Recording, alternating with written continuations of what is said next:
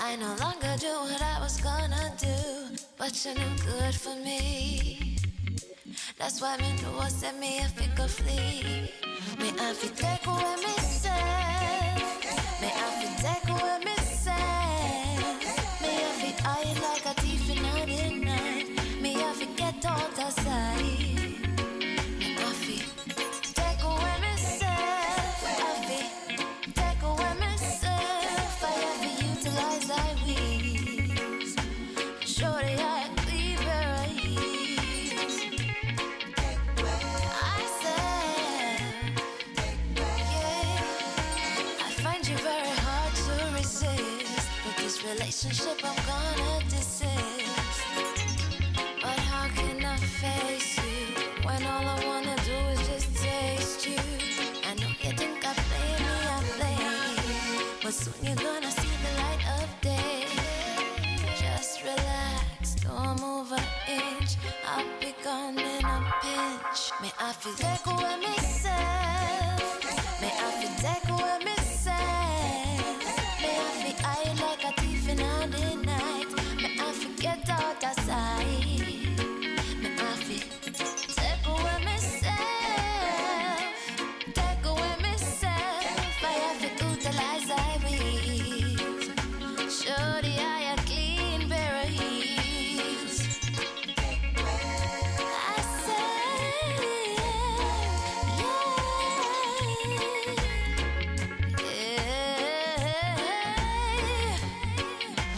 Been there, done that, don't need it again, yeah. I'm not a masochist who won't play your game, yeah. To all you move, you have me way to the core. Sayonara, the hot girl gone through the door. Take away ourselves. Ah, yeah, yeah, yeah, yeah.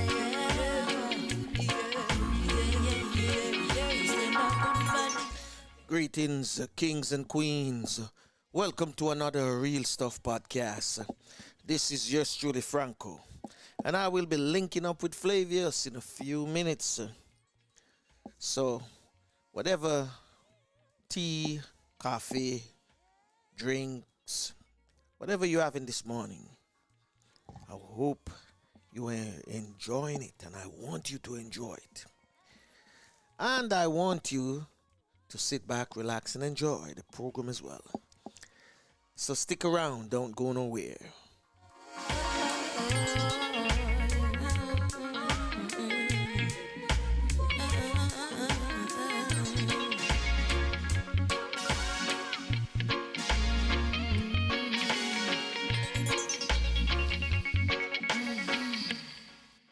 Hi, this is Pam Hall, and I'm inviting you to hang out with Flavius and Franco on the Real Stuff podcast.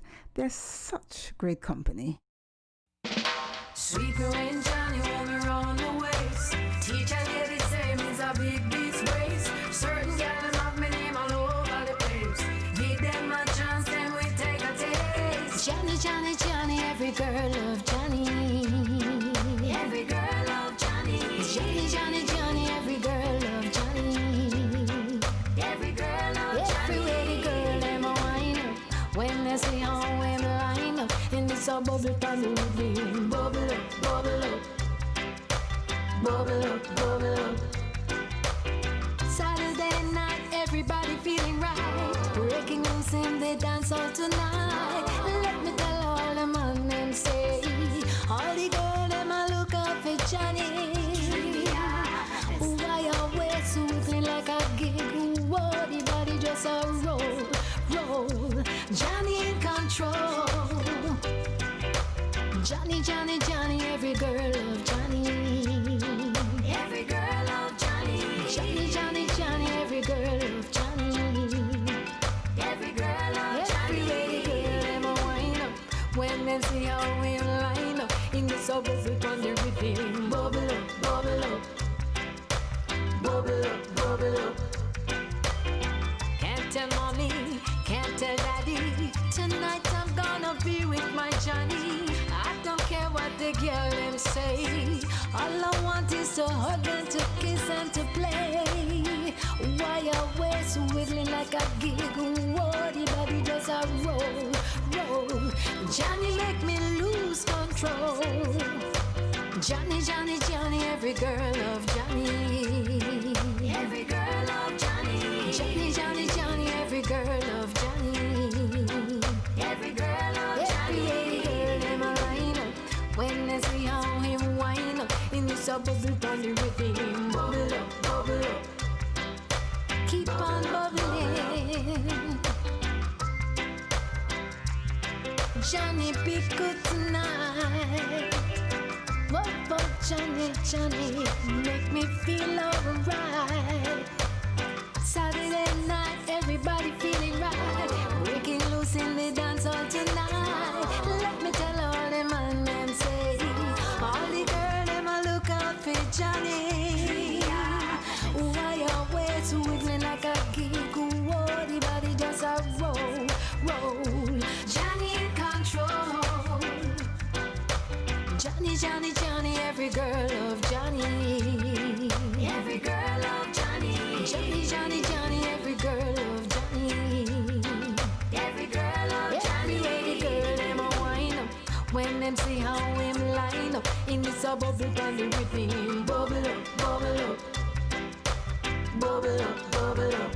On the rhythm. Bubble up, bubble up. Bubble up, bubble up.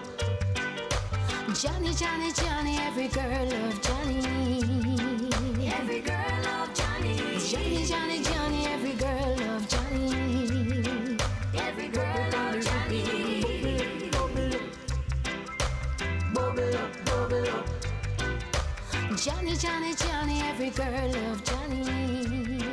Every girl love Johnny. Johnny, Johnny, Johnny, every girl love Johnny.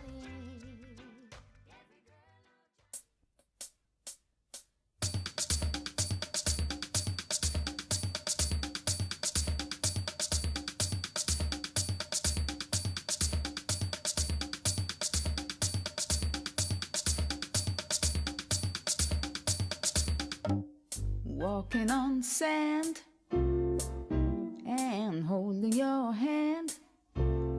Feel like a tourist in my own homeland. In my own homeland. Enjoying the bright, the warm sunlight. Oh my God, what a beautiful sight. In my own homeland. This place is so nice, wanna do everything twice. Yes, I feel as if I'm in a paradise. No matter the season, you've got every reason. This place is another little heaven. East or west, I couldn't care less. Ooh, this place, it is definitely blessed. My own homeland. North or south, feel free to wander about. You can jump, dance, or sing and shout. In my own homeland. Give yourself a treat, a few days or a week, and you will see just what I mean. Just take my advice, so everyone is nice. You feel like royalty, my friend.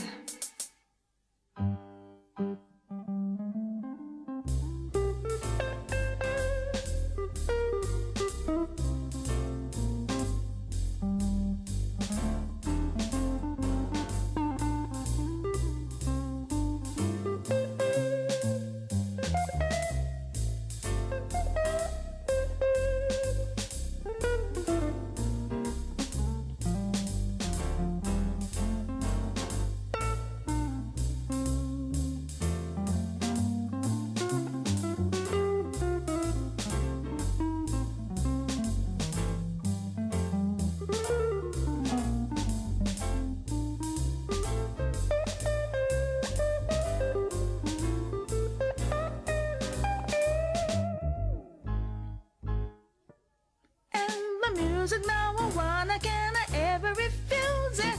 Pulsating, vibrating, reggae, reggae, reggae. There a scarrow, a steady mental, a quadrillion, a coming. You can fill your belly with a coconut jelly, mango, papa, cane and guinea. There's a key in a saltfish and a roast yam and banana. Curried goat and a managed water. The Sunday special if you like a revival. Catholic, Baptist or Pentecostal. The house of Jah is there, have no fear. Walk right ahead and get your share. I'm walking on sand. I'm holding your hand. Feel like a tourist in my own homeland. In my own homeland. Feel like a tourist in my own homeland. A homeland, my own homeland. Feel like a tourist in my own homeland. My own homeland.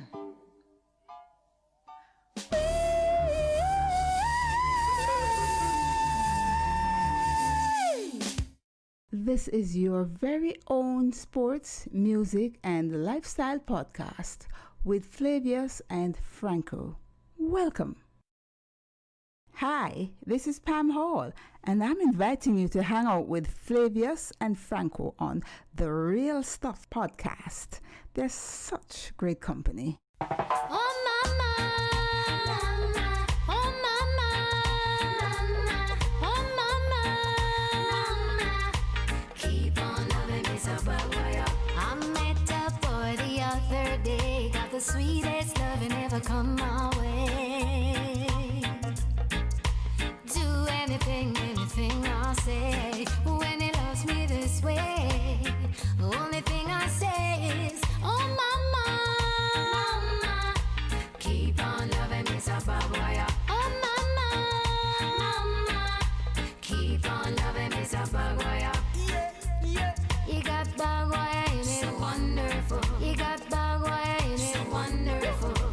Bad wire, so wonderful. All I can say is, oh mama, mama. Keep on loving me so bad, oh mama, mama. Keep on loving me so bad. Hit me with it, tone, dee, don't break. Man, you better run, come, cause I need a fix. Man, you better run, come, cause I need a fix. I feel it, ay, ay, ay, ay, ay, ay, ay, ay, ay, ay, ay, ay, ay, ay. Ay, ay, ay, ay, ay, ay, ay, ay, ay, ay, ay.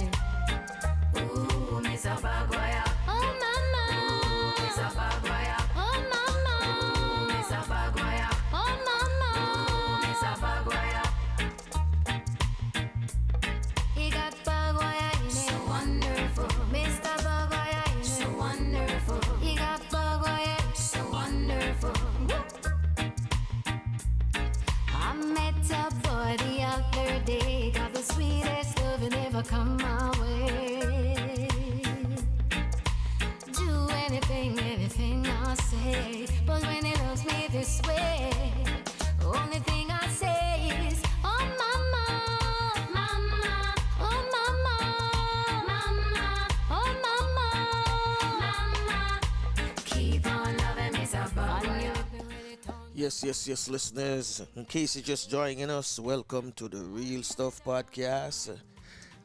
I got Flavius on the line, and as well, also, we have with us this morning none other than Courtney. Morning, gentlemen. Yeah, morning, Franco. How you doing? All right. Morning, listeners. And viewers, it's a big day and feel this morning. We have been having reading for the past 2 days. I think that is attributed to Laura. Mm-hmm. But Laura passed us by now, but I guess we're still having a little remnants of, to remember that Laura, we come too near, but near enough that we got some thunderstorms and lots of rain, especially in the southeast, Kingston, and and all on the south belt. A little bit in the north, but just nothing to write home about. But we really welcome the water in Kingston and everywhere, because as you might know by now, we are under some form of a drought. But we'll take any rain that comes, especially if it don't come too much and too hard. It don't work like that. You take what you get. I hear you do. I hear you pleading.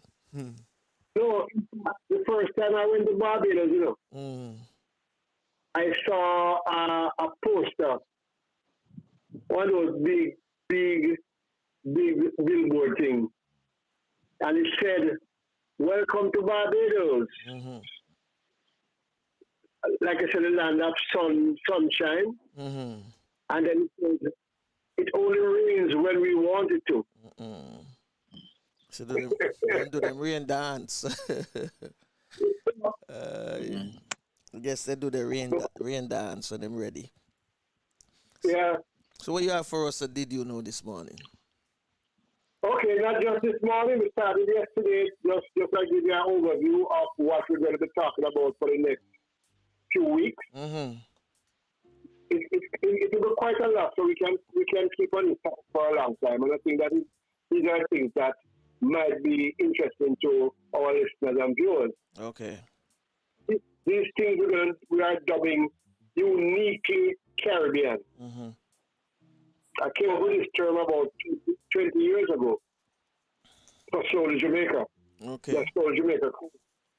And we put out some things that we would be doing, and we did, that were unique Caribbean, So we're going to start looking at why we are Caribbean, how we are Caribbean, And this morning we're going to start. Okay, well, while you're doing it, let me go grab my tea in the meantime, right? Yes. You can't go grab your tea to Courtney. Yeah, man. I had my tea already, man. All right. Okay. Yeah, so we're starting off with bee hummingbird, and take heed of the name bee. E as in honey, and that is really representative of the size of this hummingbird. It is Zun Tito. That's another name for it. I guess that's what they call it in Cuba. Zun Tito, or Elena hummingbird, is a species of the hummingbird which is the world's smallest bird. And if you look at your screen there, you will see some photos and all that. And basically, what you see is that it is a full-fledged bird, but it can perch on your fingernail. And it is native to the Caribbean. And not just the Caribbean, it is native to Cuba. Found nowhere else in the world but in Cuba. The hummingbird is the smallest living bird.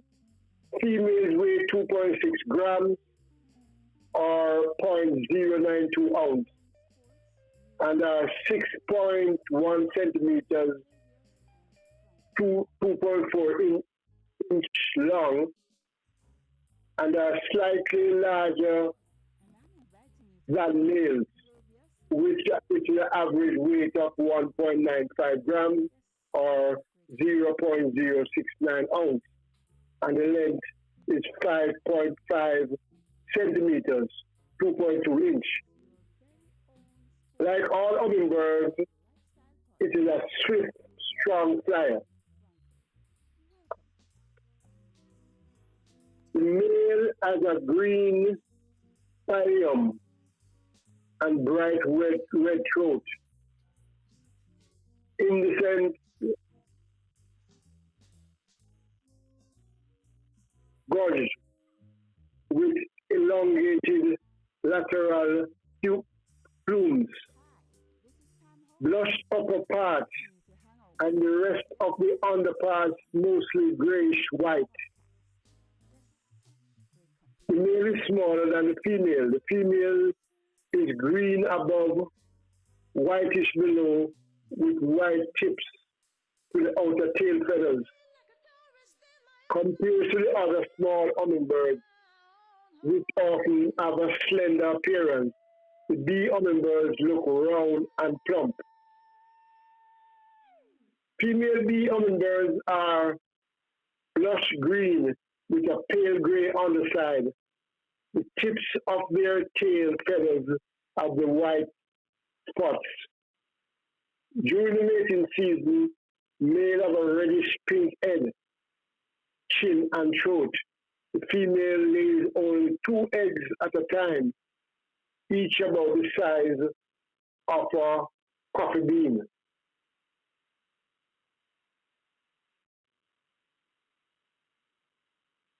The bright innocent colors of the bee hummingbird's feathers make the bird seem like a tiny jewel.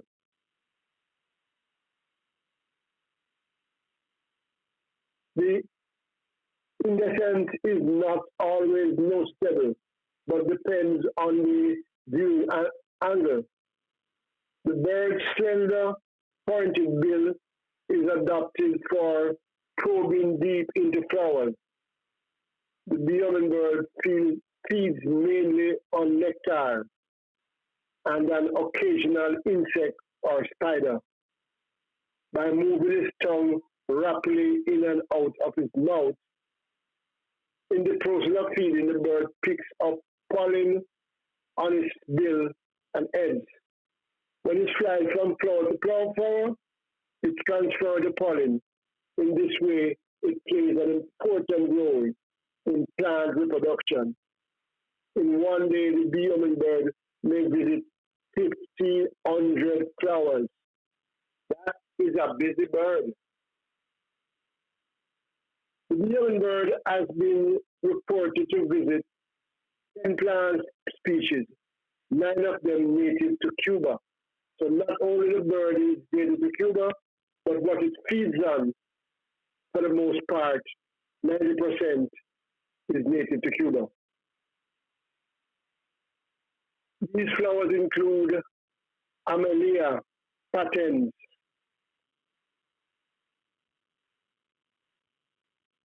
Pavonia, Fosterinea, lots of nears here. They occasionally eat insects and spiders. In a typical day, the hummingbird will consume up to half their body weight in food. Habitat. The bee hummingbird is endemic to the entire Cuban archipelago, including the mainland of Cuba and the Isla de la Juventud in the West Indies. Its population is fragmented, found in Cuba, Mogote area, in Pinar del Rio province, and more commonly in Zapata swamp, and in eastern Cuba, with reference locations in Alexander Humboldt National Park and Beauty Turi Ecological Reserve, and that's in Guantanamo province. Okay. The hummingbird breeding season is March to June. They lay up to 2 eggs at a time. Male in the bee hummingbird can court female with sound from tail feathers, which flutters during display dives. Using bits of cobweb, bark, and lynching, the female builds a cup-shaped nest that is about 2.5 centimeter or 0.98 inch in diameter. Nests have been built on a single clothespin. She lines the nest with soft plant fibers. There she lays her egg, which are no bigger than peas. She alone incubates the egg and raises the young.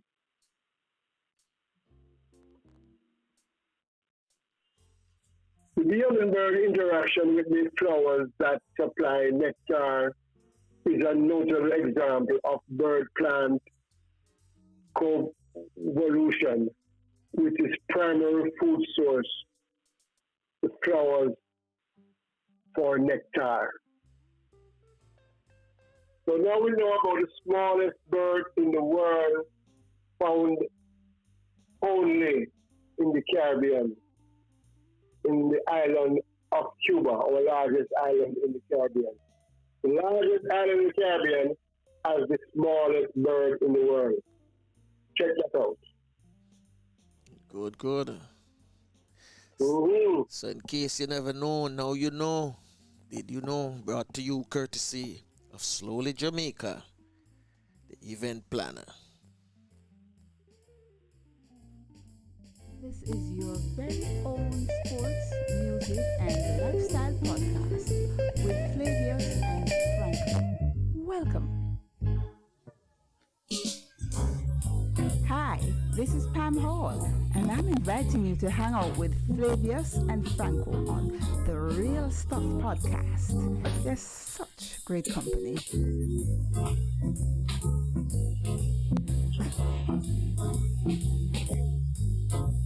This is your very own sports, music, and lifestyle podcast with Flavius and Franco. Welcome.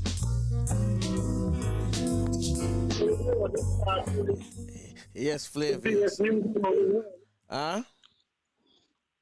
I don't know if you want to start with the biggest news around the world. Go ahead, man. Go ahead. What's the biggest news around the world? Usain Bolt. I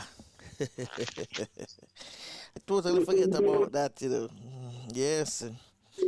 Hey, you know, I can't understand. What's wrong with some of these people? You know, if you go out in a crowd and you go out and you don't have on a mask, most likely somebody out there infected, even if you're not infected, you know. Somebody in that crowd. You understand me? I mean, I don't know if it's man. What me really want to say, I want to voice it publicly, honestly.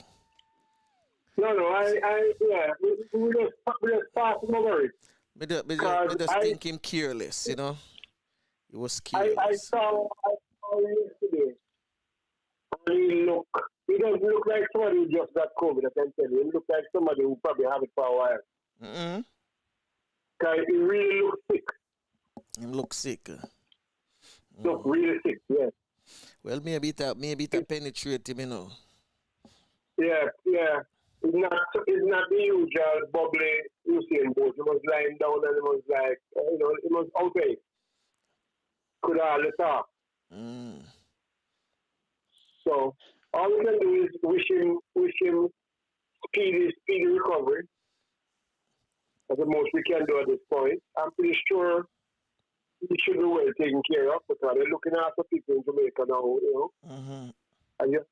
And you have it in isolation and all this done.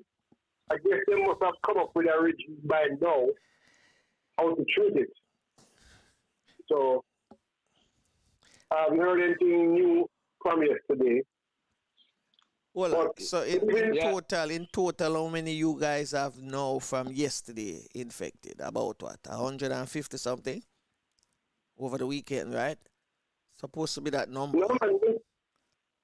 Yesterday I'm hearing that we had 80 something more, 100 and something more. Yeah, that's what I said. Want to reach 100 and enough for yesterday. Yeah, which carry on the total. Which carry your total to about what? 1,500 now. Yeah, a little more than that. Yeah. Every day since last week, we've been having upwards of 50 per day. And that's a lot. Yeah, man, the people them I get in them party groove. Yeah, Franco, Flavius. Yeah, I just I read an article on Facebook regarding it. And my problem with it is this: why is the Prime Minister trying to get a whole lot of traction out of his case, while you have a mayor and some people have some big parties who got COVID and you don't hear anything much. And we understand that Usain Bolt is a world figure, but he was just saying that Usain Bolt won't get any special treatment, because all people will be treated equally, and blah blah blah. Yeah, that's the article I saw on Facebook, and I was saying to myself, no, What is that possible? no, but I'm looking on the other side of the coin now. So why are the politicians out there campaigning, and people there without masks, in the thousands up and down the streets and all of that?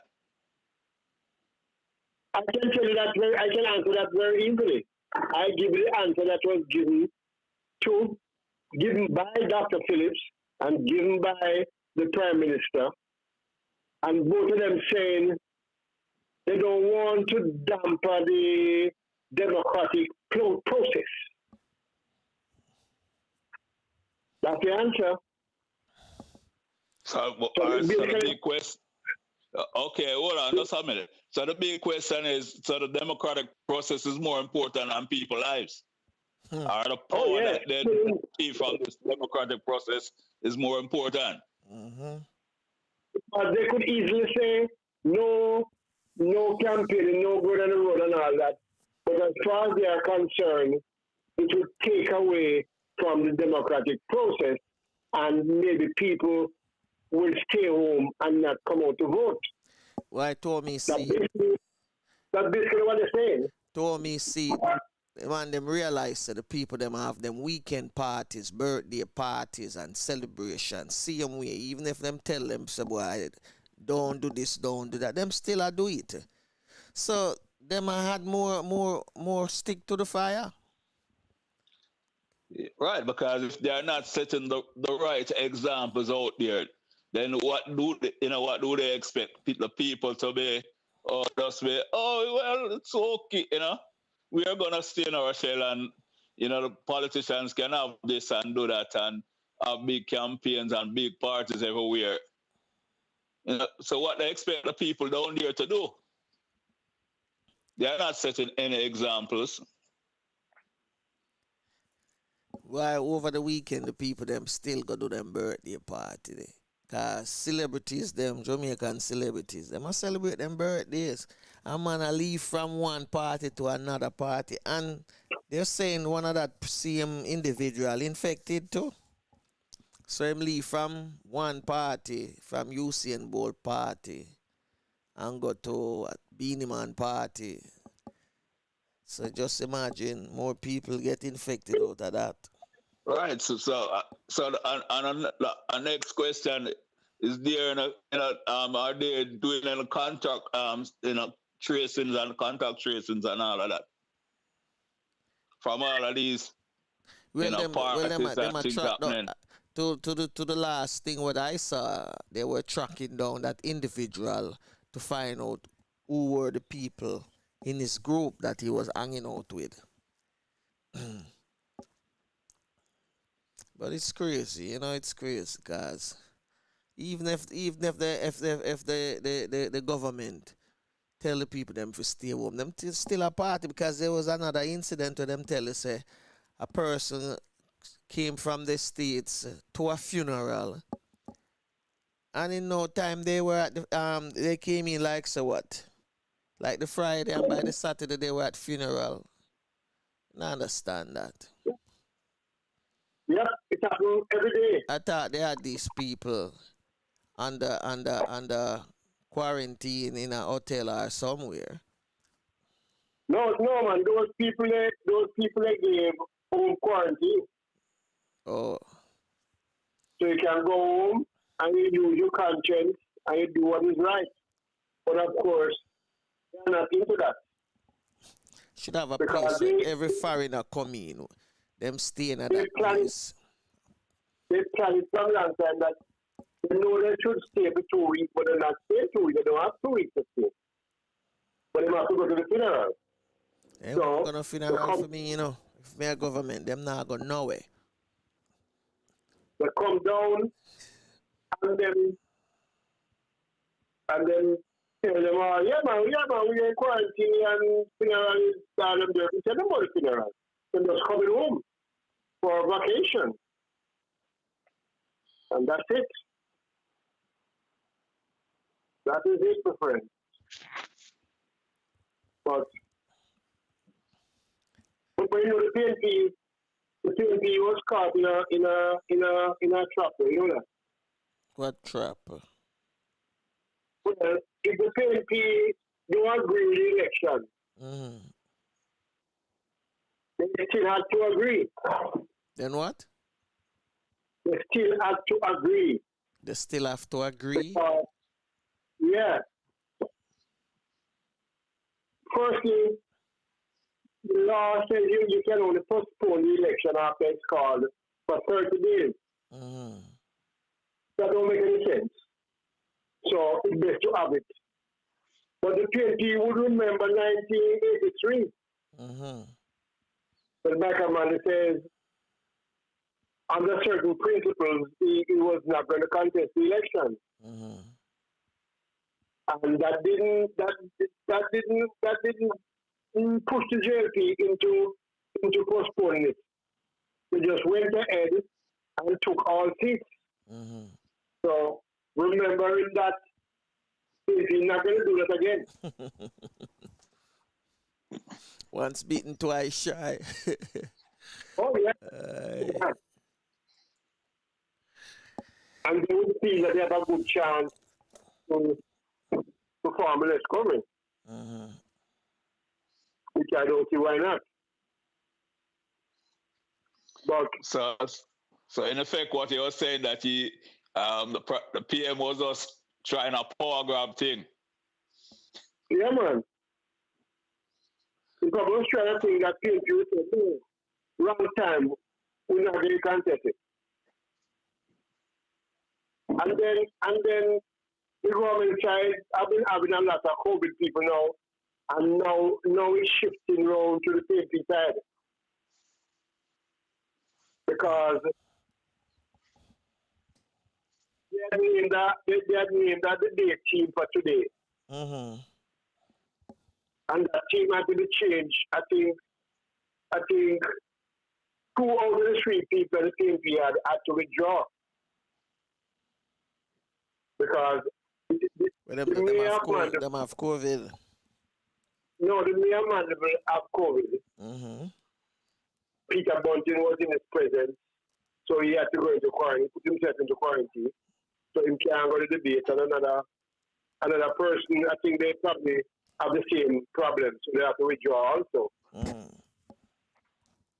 So everything is happening, everything is happening. I think another candidate who was supposed to debate also, she can't participate either. Who's that? What's her name again? Crystal, who's running against she's on the same team. Who's running against Cuthbert, yeah. Because she was at the same party, the party. She's on the same team with Bunting. Yeah. Same scene? She was at the same scene with him? No, team. The team, team.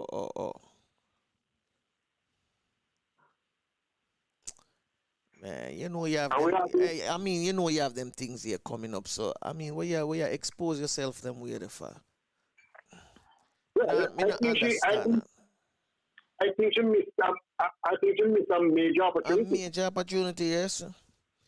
For the first time I come in and they gave her the platform so she can go there and show what she have. It just shows that she's not ready yet. Yeah, lack of planning, man. Lack of planning. Yeah, man. You can't have them things that come up and go participate in a gathering where you know is a party where people going to be there without mask. Nah, son. Yeah, but you see that is all a part of the campaigning process, No, it wasn't a trying to be around campaign. the people. That wasn't Okay. a campaign. That was a social gathering. Mm-hmm. Yeah, but She no need for be there. yeah, but what I mean is like even these social gathering is just like to show up. So somebody say, well, why my MP or my candidate was there too, and blah blah. Yeah, but I mean, look at it this way then. You People, know, people, people in that at that party wouldn't live where she running. I'm pretty sure of that. okay. Yeah, it was a different. Yeah, it wasn't in her constituency. The party keep either. It Okay. was a knobs thing, I have to be with the knobs.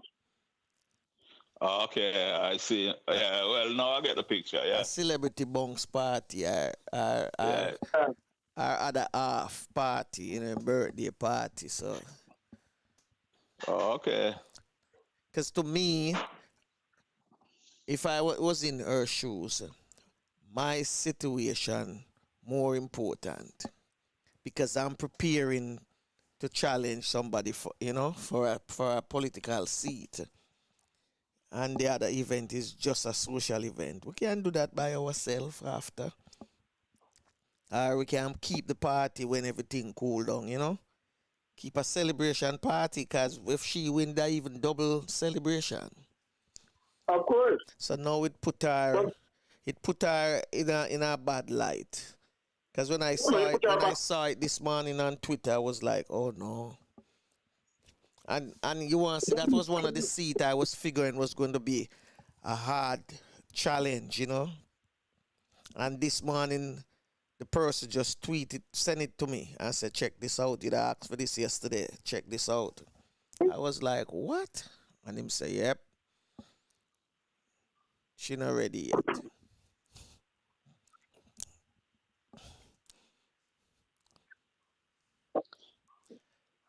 Let Yeah, me but what? eh? Uh, Go ahead, yeah, Courtney. what one of the things too, that I find, kind of ironic. Mm-hmm. I mean, the country is already,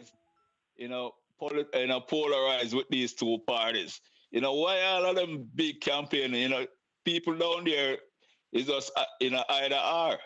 It's Mm. very few people you have, out there who are independent voters. So, Mm-hmm.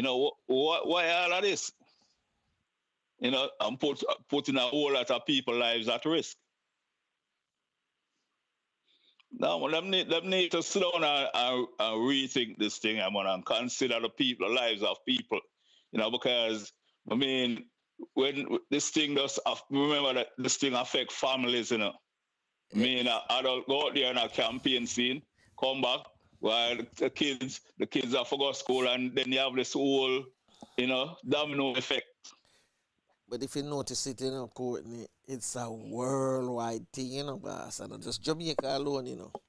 Yeah. Because the same thing happening in Belarus mm, and the same thing happening in Trinidad and where else again there was another election. I don't know. Was there one in St. Kitts? yeah, I'm hearing that, yeah. I don't know how You know, that one run. And it's the same thing happening here. Yeah, in the US, yeah, that's true. Yeah, it's just that there's no campaign going on as such, or people can go into the street. But if you look mm, at how these guys are structuring their events and they're preparing for the election, one party don't want the safety of the people them. So they're refusing, or they would rather not to see people get mail-in ballot. You know? So it's Yeah. it's a worldwide thing, boss. You but, Yeah, see man, these but, that's guys true. seeking for powers and yeah, oh yeah. the people not punishing them. You understand me? But, They're not but, punishing Courtney them. and Pinko, what are your take on Carrie Douglas running in her late father's seat against her late father's party? You know, he was a very senior person of the People's National Party. That she also signed, was a councillor up to recently. So she What you think of that? she running again soon now. A PMP? Yeah, she's running for Labour. Oh. Well, that's the seat. That's another seat I need to see. Because yesterday I know Teddy mentioned it. So that's that's another seat I need to know the outcome of that. So I'll be keeping a close eye on that as well. But there has to be a reason why she switched. I mean, did the party? No, man, she switched a few months ago from the PNP, in the parish council. That's she what was I a just going to councillor. ask you. Did the party and did she and the No, me just going to ask you the question. Did she and the party have a falling out? Yeah, man, big falling out. All right, so that's why she switched. Yeah, but I wonder how that will play out now. I remember this guy who had run against Vaz in Portland the first time around. He was a JLP and switched to PMP, right? And but he wasn't a real politician. I know him well. Oh, he wasn't a real politician. Also. No, well, that's my take on this, is that, a person of the right to choose, and, if she, have some problems and to think that, she should switch parties and, that's her choice. I think she was in problem with some of the young men in the PNP, like Philip's daughter and a few more of them. And they probably even the DK Duncan daughter them. Because there was a lot of back and forth in the social media from them. And apparently they were glad that she left because they wanted her to go. I don't know what they said she did or whatever, but she didn't get along with them at all. So the seat in contest now, she held that seat before, right? No, man. No, she's leaving out of the parish council to go run for that seat, That's, So based on what you think she should have a chance of winning? What I'm saying, her father never lost that seat. Oh, okay. He was very powerful. But that's under the PNP. So I don't know how much of that our father thing will go to her, seeing that she is not in the same party anymore. Well, we never know it play out. And she's running against a man who is expected to win.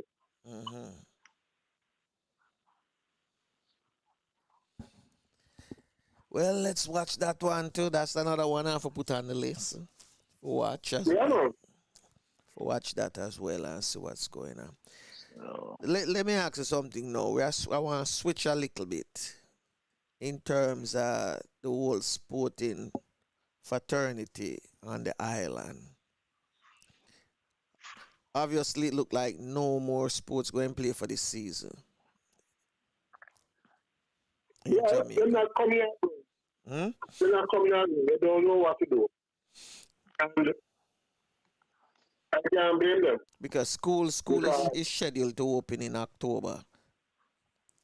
So we can right, there you go. So Manning Cup definitely out for now. Not for this year, I don't think. Exactly. Sunlight cricket. But cricket is normally next year, so we still have time. We still have time for cricket if things change. For the better. And cricket will be an easier game to play in COVID. Because it's not really a contact sport. The players them don't really go together, touch each other and all that. They don't have to. Well, let me get it still, because the same thing I go on at the baseball league up here. A few players, have been picking it up here and there. Cause Yeah. them don't have a bubble like the basketball. The basketball have a bubble that them contain all the players into one or two hotels based on from what I'm told. If you don't have a bubble, then it can't work. Exactly. So that seems to be going good.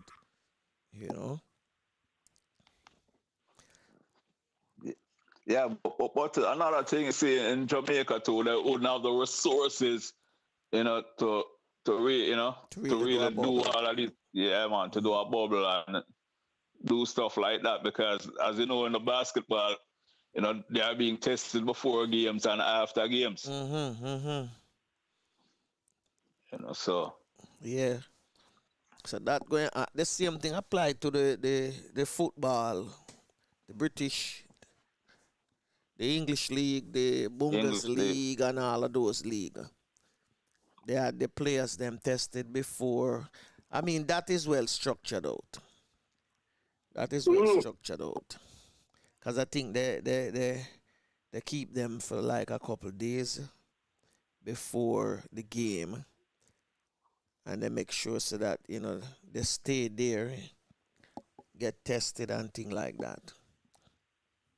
Or if they do leave and go home, them can't. As we Danny said, they weren't allowed to take shower at the club. You finish, you go in your car and you leave, go home, go bed. When the cricket is playing now, the cricket is playing now, there's nothing near go home. And I see the same thing with track and field because I was watching. I saw something on Google about Shelly Ann Fraser. She was running in a meet. Mm. Yeah. So, but it seemed like it's some European thing going on. I don't know, there are a few meets in Jamaica, and there were some other ones, Okay. but I don't know, I don't hear it starting. And the meets that they had in Jamaica, it was four per race. Mm-hmm. So you have nobody deciding anybody. You always have a lane in between each person. One of the biggest thing I saw was a virtual race. Virtual race, yeah, man. Hey, that cracked me up, boss. Why did you say that to me? I didn't see that. You didn't see that? I know they had one. They had one a long time ago. I find it on YouTube and send it to you. There's one between Michael Johnson and Carl Lewis or something like that. And Carl Lewis. But yeah, running 330 meters. One is a 200 specialist and one is a 100 specialist. Mm. I think there was one with Donovan Bailey and probably somebody else, can't remember. But they split the difference. Mm-hmm. And see who would win. Well, this one was the guy named Noah. Noah Lies. Mm-hmm. No, yeah. They had Noah running from out, I don't remember if it was Texas, but he was running from out of one of those states. And his time was like 18 point something.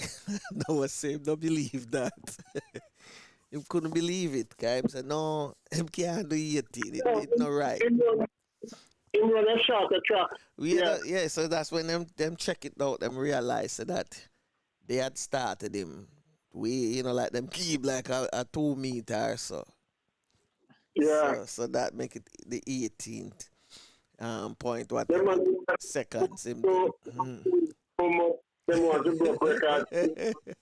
But it's a joke. The race is a joke because all three runners in three different states. It just look. But the big news out of Jamaica, which was very quiet, is that Shelly Ann Fraser is no longer with MVP. Yeah.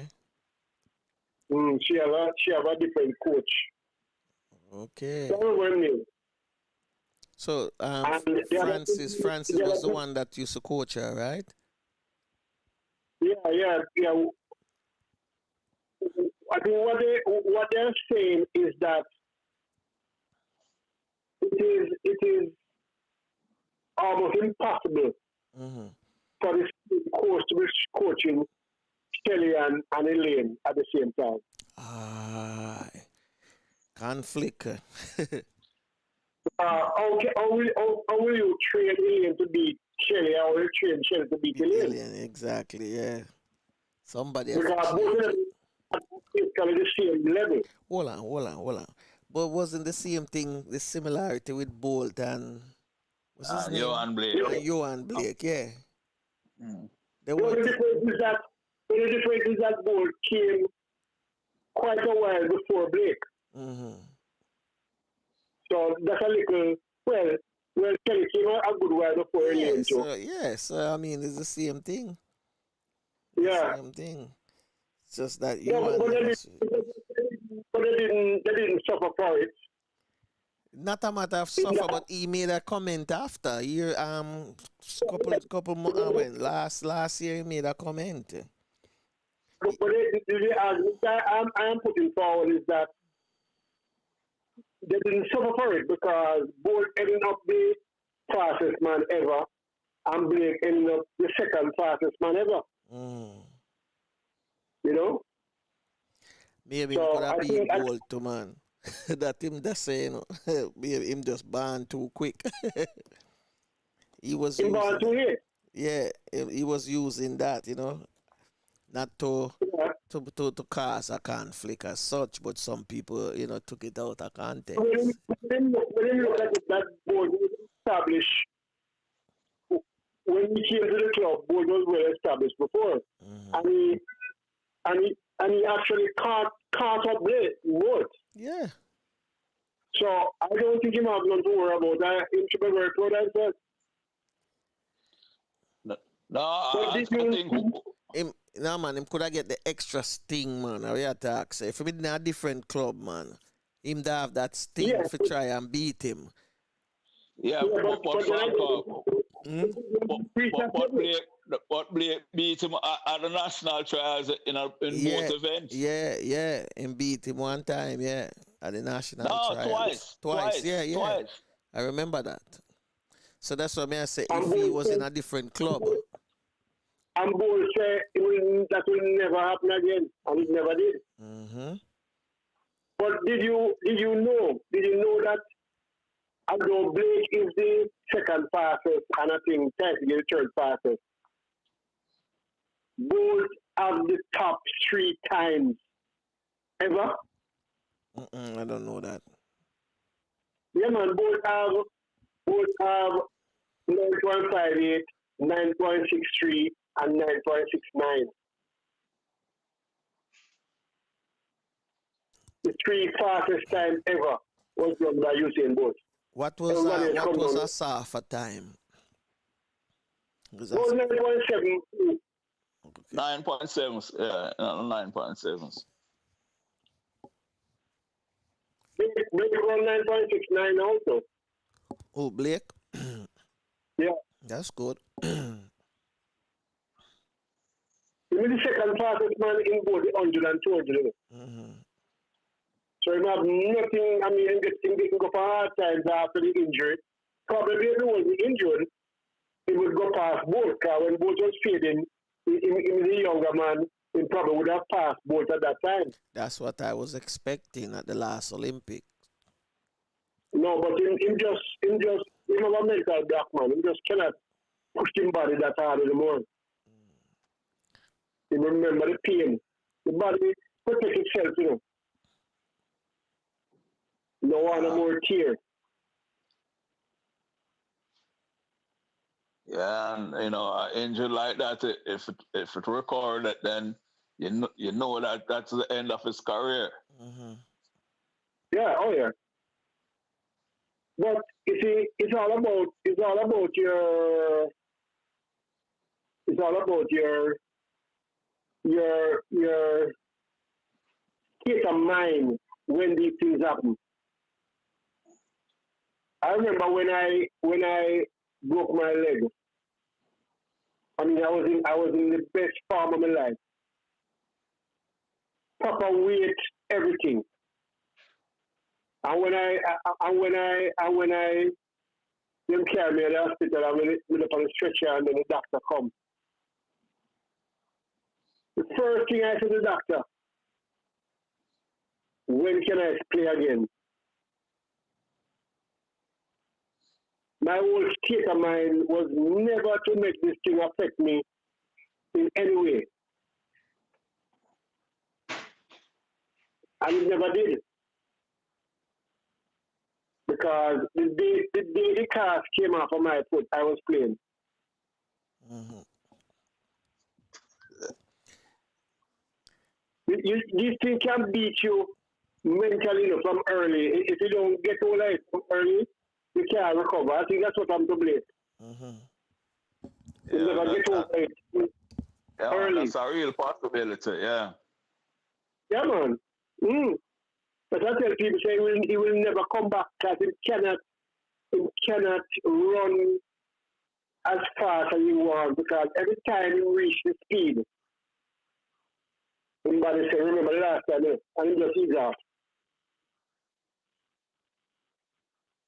Because none of these guys who running out supposed to be anywhere close to play. Yeah, true, man. Because the youth what them call Noah. I know. I was telling somebody about a month ago. So, anyone now ever try break bolt record 19.19? Him tear up. Remember that. Man say, no man, him gonna break it. Man say, any day him try it, him gonna tear up. Remember me tell you that. I don't remember Jimmy Adams. Jimmy Adams was a great batsman, you know. Mm-hmm. He was extremely well. But in India, making double centuries and all kind of things. And from the man licking at the head with the cricket ball, he can't make 10 again. Can't make 10? No, he can't make. He couldn't bat again. He couldn't bat again. Because him living in fear. Him have that mental. And then the eyeball come. Every time the eyeball come, that's it. Start. You cannot You know, say, put fun and joke aside, one of the fearless batsmen I've ever seen was Lawrence Rowe and two, Lawrence Rowe and Vivian Richards. It's like when you hit them, man, them coming back. Dangerous. Them are going to lick you away and make some runs after you for that. Yeah, but Australia has other man in the war, because he was one of them. You have two people like that. But one of the best, I don't remember this. Somebody in the park. When Bull McMorris got hit, pure blood, and they have to take him off and carry him to the hospital. And when they bring him back, it's 100 to make. In fact, I don't think he has ever made another test century in his life. You get the courage, I don't make one century after that. Same match. Same match. Same match. Oh. And then after that, he couldn't do it again. Same day, man, I'm going to kill the ball.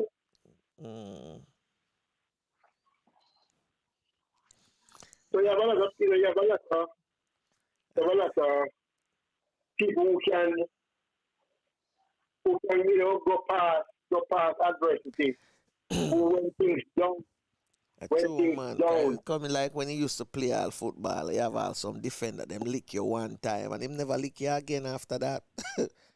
Because if you know you can control that hit, take that hit there and say, after that, him never lick you again. If you say, oh, big man, you not lick me again, you know.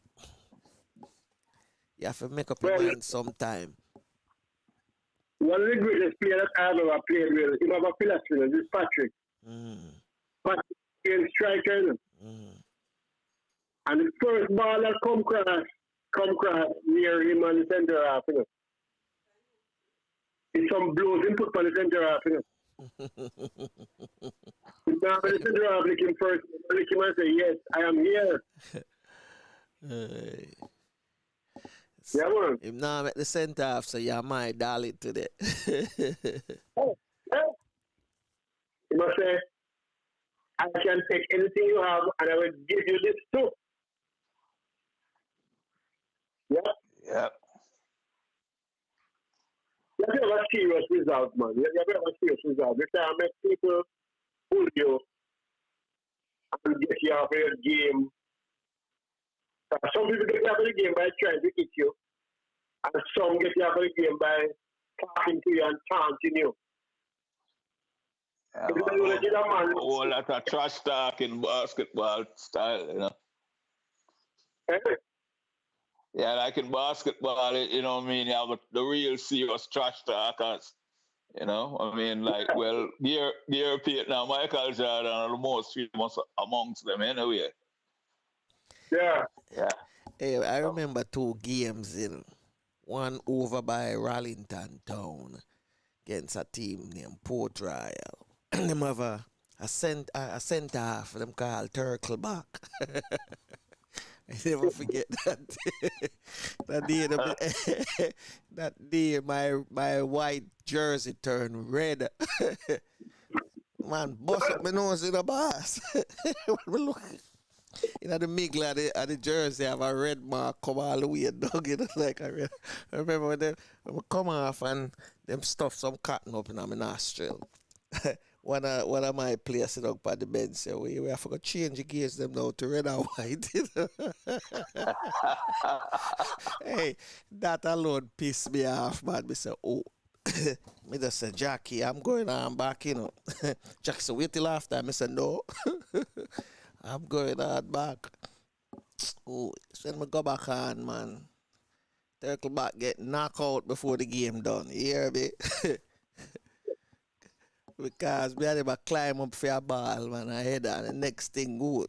Everybody see Turkleback laid up on the ground when we are run out. Just buck that down, man. Give him a Johnny Cool. Well, Johnny Cool is famous for that one. Yeah, man. This is the second time when him see me. Him nobody come near me. Me just go hunt him down. Yeah, man. From that day, me decide say, anytime I play again and a player hit me, him a go see the rage in me, man. Me not run from them again. Yeah, man. That day alone, the way the player said, why we have to go get red in the jersey them now, you know. I couldn't believe it. So, whole of the front of the jersey, man, full of blood. Red and white, man. I mean, that's No, the attitude you have to have when you play soccer, though, you know, because, you know, you make a man intimidated on the soccer field and them feel like him have you intimidated. Yeah, man. Then, you know what I mean, you just totally out of your game. Yeah, you're going to run from him for the rest of the game, man. Yeah, Anytime you right. see him, yeah. The flavors you didn't know. Me never afraid for no guy when me I play football, man. Yeah, man. Yeah, my games, one time I play a game, a business house game, and this guy, boom, I kick up me, but I said, Brethren, that can't affect me, because I used to play that position, too, and I mean, you know what happened to you the next time when me come and get a ball. Mm. And that's it.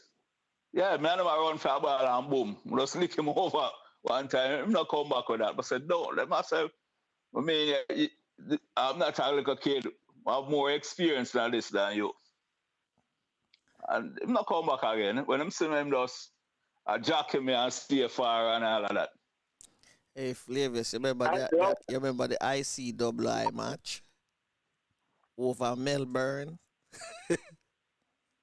You remember that game? You was a coach. Yeah, I remember the game. Hello, Jay, and them have I don't remember what the center half name, but me I tell the man put on a hit palm me, man.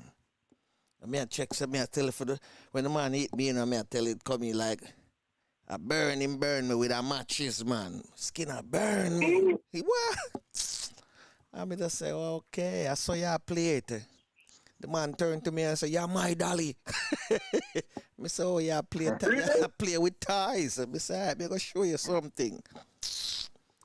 And listen me, man, when me put it on pan him, man, him run me down the whole game. He run me down the whole game, man. I make sure me lick him harder. Cause me I tell him, so when me used to play dirty football, a concrete, me I play football pan, you know. And the guys that me play with, you couldn't even touch the ball good. The man them a come like them want to kill you. And you are come play me like that. So me put it on pan him, man. The man, the ball, man. Him a ball for ref. And the ref just say, play on. Man, run me down the whole game. Those were the days, man. So, you know, when you play games, boss, whatever type of game. Because I say, I know a guy who could have played table tennis good. And the next man talk him out time game and beat him in a tournament. Really? Yeah, man, talk him out, you know. And beat him in the tournament. And from that, he never played table tennis again. And he was one of the best table tennis players. He used to go Georges too. Man, talk him out time game and beat him, man. Mine weak. Yeah, man. So you have to have that mental toughness. Oh yeah. If you don't have that, you're trouble. Yeah. Yeah, but just a little switch, you know, but going back to like even like injuries and, you know, especially with like a Blake injury. Mm-hmm. Do you think like if like a man like Blake go to a hypnotherapist, maybe the hypnotherapist could get him to forget that he even got an injury and, you know? Yeah. Yeah, no? I think you need something like that. I think you need something like that. The only wouldn't it be like you have to go hypnotize him every time he might go run? No, man. No, not necessarily. Yeah, because remember. In fact, Franco, all you basically do, you hide the injury from him consciousness, you know. So it don't come back. Okay. Give me a minute, guys. Give me a minute. Yeah.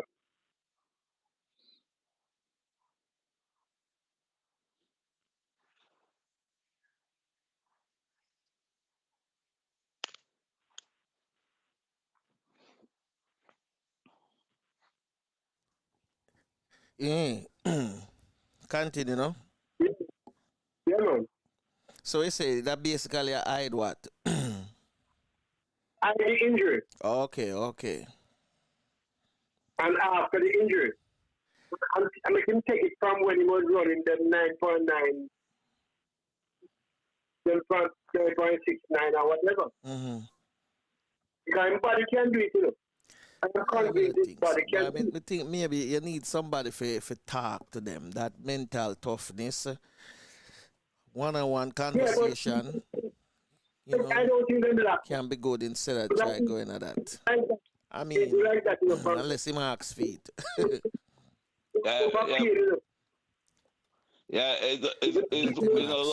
brain function, you know, Franco. The brain, you know, remember play the some pain, music remember. and then we come back with a conversation. Okay. Okay, gents? Okay. All right.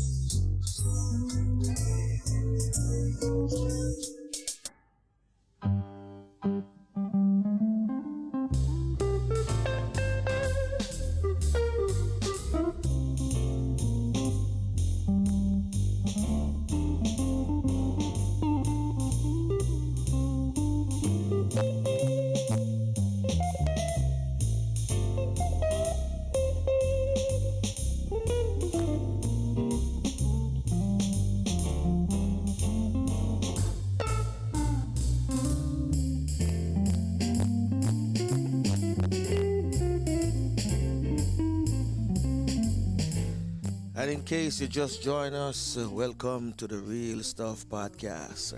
Later on, we'll be linking up with Mr. Carlston Medford and Flavius Courtney. Yes, I'm here. You know, we had discussed, we had talked about what the mental toughness of the player. So our guest later on gonna be talking about that too. How parents and students, adults, everybody preparing themselves during this COVID time. You know, it brings back memory. I remember in I think it was 79. I had an injury, and this was plaguing me real bad. Cause that year I figured I wouldn't be able to play Manning Cup. 79. An ankle problem. And it kept me out of the preseason going into the start of the tournament. And I basically kind of gave up. And I remember when I went for therapy, the doctor said to me, "It all left in your hands now." And yeah, him say, "I did everything I possibly can do it. Left in your hands. I'm going to send you to one more doctor." And it was this dreadlocks, him named Pee Wee. Yeah. He sent me to Pee Wee. Now this was our school doctor at the time was a medical center of Hagley Park, who they call Alma Jones. You remember that?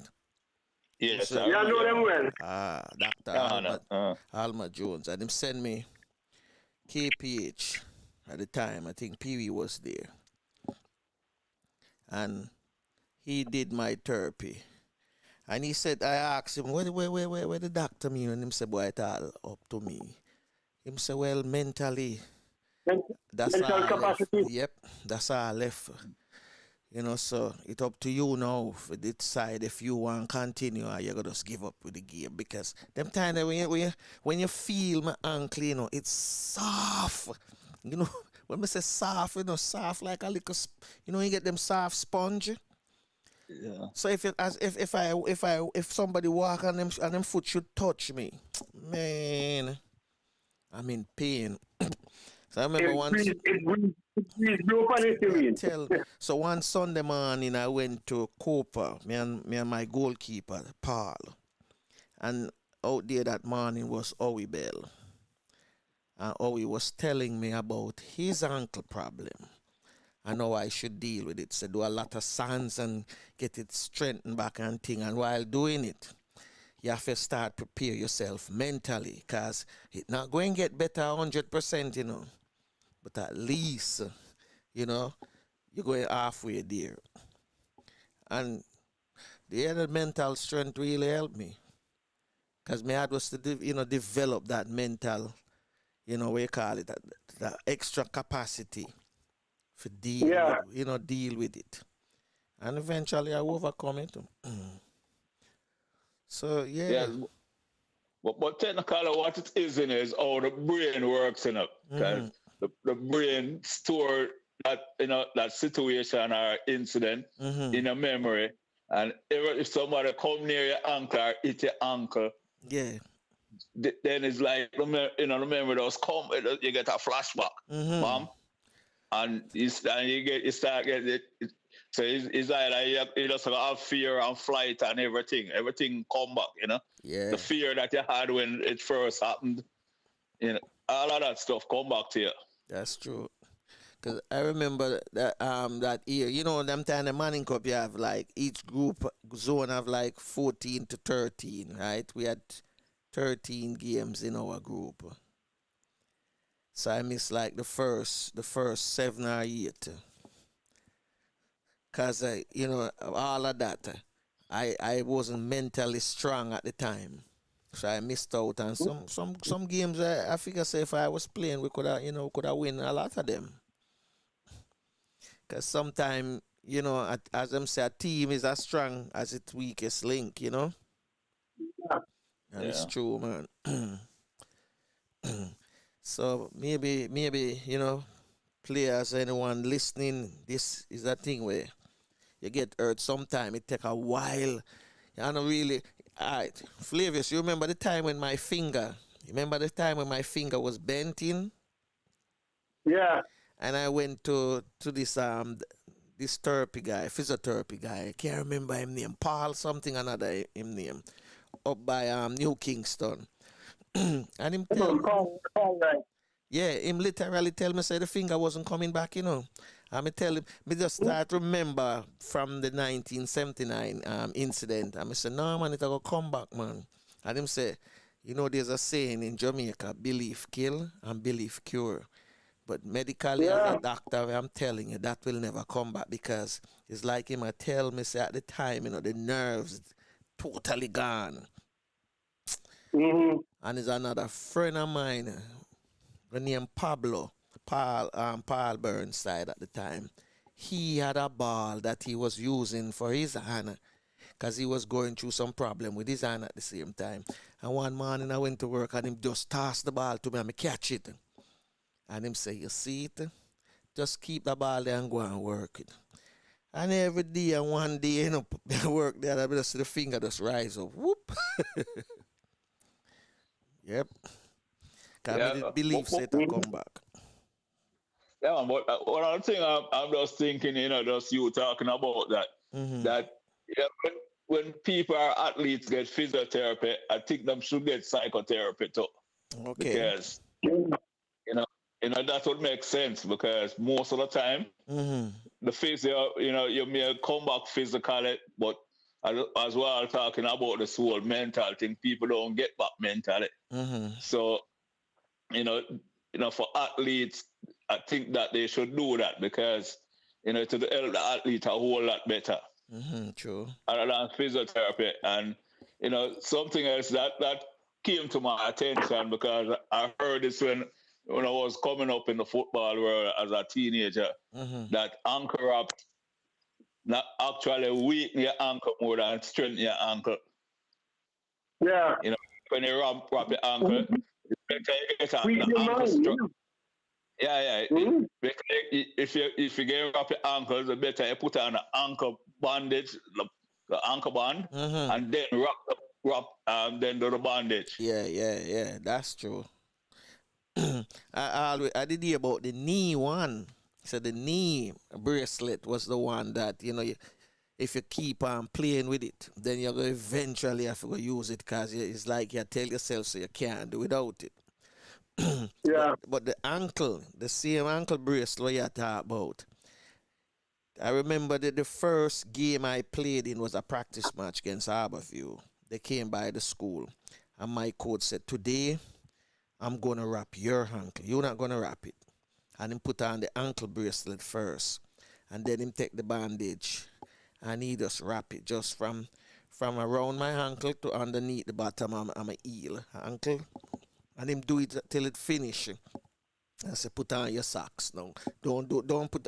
Normally I usually put on my socks and then put the ankle brace over the socks.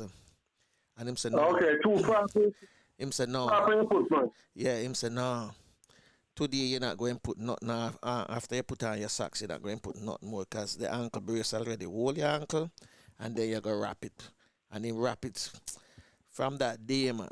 After I played that match, I was able to get back my physical strength at the ankle And mentally, me start, come back into myself. And eventually, boom, everything was like But you back know, to normal. but you know that when you put on something like that over your socks, invite. Yes. Like him, tell him, say, boy, I see it, yeah?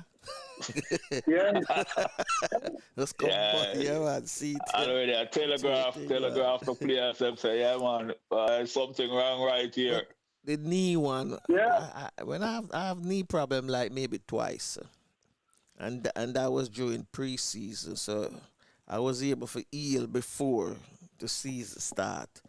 Postseason, the next one came after the tournament finished, so wasn't a problem. I was ready by the next season. Sometime like as what you say, when you get hurt, more time I just the mind I tell you, say boy, yes, this can take the strain, Yeah. and it's true. Cause at the time you couldn't tell me, say, you now come to lick my ankle when me I play against you. Yeah, man. So that's how it is. That mental breakdown. And I know the professional players them go through that process, but them do have help. I know that. And anywhere do we need help? But we We don't know need help about from. the little man I am more. cannot I afford am more. certain things. I need mental help more than anything else. Even somebody Sure, just talk to you. in the meantime, gentlemen, we know so we guest coming in the next 7 minutes. 3 minutes actually. Yeah, 3 minutes. Yeah, in the next 3 minutes time we have our next guest. You know. Flavius, I see something happen yesterday. I get some videos yesterday, and I said this could never be where you and I saw all this construction going on, and that heavy water and up in Africa tree. You saw any of those videos? No. Man, the whole of Africa tree I watch Marcus Garvey drive. Them that just fix up the road there the other day. Yeah. Yeah, the new Yeah. the new Yeah. When me see it, me I say, wait, this can't be Marcus Garvey drive. When me say I fix up from 2018 till now. Send those to me because I haven't seen it. You don't see it. No. Okay, I will take them out of my delete box because I delete them out of the phone, but I never empty that bin. Yeah, Because those are some achievements that the Prime Minister is campaigning on, Yeah. okay. Yeah, man, but the road them, So the road, him get lick again. the road them, the sewer them not fixed properly. I not set up properly. Him get lick again. Them not so the place is being flooded and all of that then, because if the sewage don't set up properly, it's supposed to flood out the whole place. Well, I mean, based on the water where that in those videos, if the sewer them supposed to work, then so much water shouldn't be on the road like that. 'Cause it's supposed to have good drainage, Yeah. unless it backed up or something. But a whole heap of water that, man. Because at one side of the road, no vehicle couldn't drive over there. Vehicle couldn't drive there, so man. So anyway, we can see if we can get our next guest and bring him in. Okay. And deal with some things. All right, so hold the line. Make a change, A change for the better. A change for a better future. You can't do the same thing every day and expect to reach further. You're mad. Why? Tasha Tisha sing, everybody sing. New day, new life, new start, new everything. Can't take the bloodshed no more.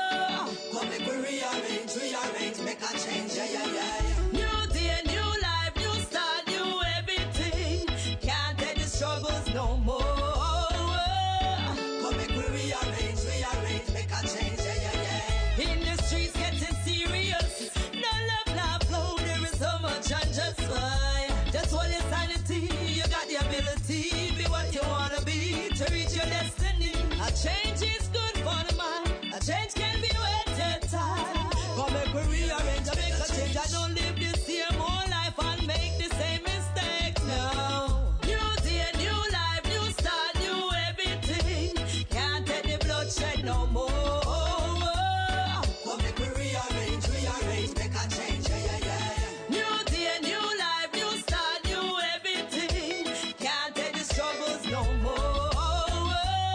Come make we rearrange, make a change. Stop wasting time. The greatest thing is that you have life. All of us work hard to earn a little dime. Cause remember, this is building time. Now our progress time. Step up on the ladder, up the top, we are climb. Moving forward, everybody must try. Yes, indeed. Our guest is none other than Mr. Carlston Medford, a qualified NLP practitioner who works with clients by assisting them to resolve emotional issues such as anxiety and depression.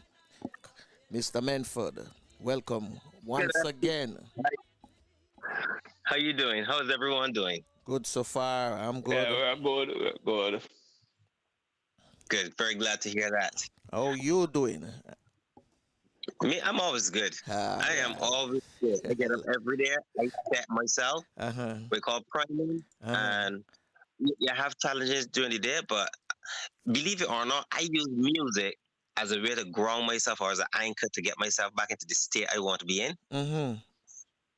Yeah, so don't care what ever happens during the day. I might get some tough days. Traffic might be rough. You might got your problems to deal with. What I do in the afternoon is just take a time where I just listen to music. I just close my mind to everything else. I just listen to music, and that resets my state. That's good. 'Cause, you know, music is is very soothing to the mind and to the soul as well. You know what happens is that, once you start to talk to me, every time we have a discussion, I like to explain something. Hopefully, it's helpful to someone, right? I'll tell you a thing about music. We know that music has a frequency. We know that music plays at particular hertz per minute. The tempo within the music, the structure of the music evokes emotion. So if you listen to heavy metal or rock music or reggae music or R&B, different genres of music evokes different emotion. And simply because the music has a different beat and a tempo which we resonate with, we have a frequency that we operate by. Our brain has a frequency that it operates by as well. And when you listen to music, especially in late afternoon, I'm going to try to get people to listen to, say, a bit of relaxing jazz or something cool and calm. I'm getting it to slow down their brain function. And our brain goes through different, from alpha waves to beta waves to theta waves, depending on the frequency and on how you set yourself. Your brain can either speed up and work hard or relax and slow down. Okay. And when you get your brain to relax and slow down, you find that you go into a dream state, a more relaxing state. Right? So that's why music can be so calming. It can also be so energetic, depending on what you're listening to. And you recommend that during the afternoon, that would be a good time to listen to music? Yeah, you listen to music anytime, but you listen to it to help you set what mood you want to be in. So if you're up, you to relax. You just gotta find something that when you know that you listen to it, it relaxes you. We all know what music affects us, because remember, when you want to go partying, you don't want to go to a party to just relax and sit down and chill. You want to go party to get up and dance and feel energetic, right? Yeah. You know that particular song where a bit of Barris Hammond come on and you look for the closest woman, you pull up close to you. You know what you're talking about. Yeah. You're right. So, think about it. Every emotion you go through, there is a particular song that when you hear it, it triggers the emotion. I remember the days when I used to go house parties. When you hear the song Reason, everybody running all over the place looking for partners, Exactly. Yes. That's why music such a good yeah, man. Reason was the time. When you hear that song, you better find a partner if you're not with somebody. You better leave your woman home because somebody else gonna grab her. Exactly. Because I remember he used to have this famous disc jockey used to say, if you're not with the one you love, then love the one you're with. And Exactly. Those used to be the days. Yeah, No, exactly. one of the thing I want to find out. School is opening Yeah, back in some countries. I'm not going to say yeah, most countries. In some countries yeah, are still, making sure before they do any opening. yeah. Now, there's parents. Parents are going through a lot of stress right now, and one of the reasons is some are not sure if they should send back their children out there, while Yeah. some are eager to send back the children out because for some reason they too have to go to work if there are, Yes, if there's such thing as work for them. correct. How would you tell? Well, you like to get the situation right, but what I advice mean, would that's you it. give them? What advice would you give those parents now who are, say, scared to Okay. send out the children? Well, let me use myself as an example because I Mm-hmm. have a 5 year as well as a 10-year-old. So I'm literally one of those parents in that same situation, right? Mm-hmm.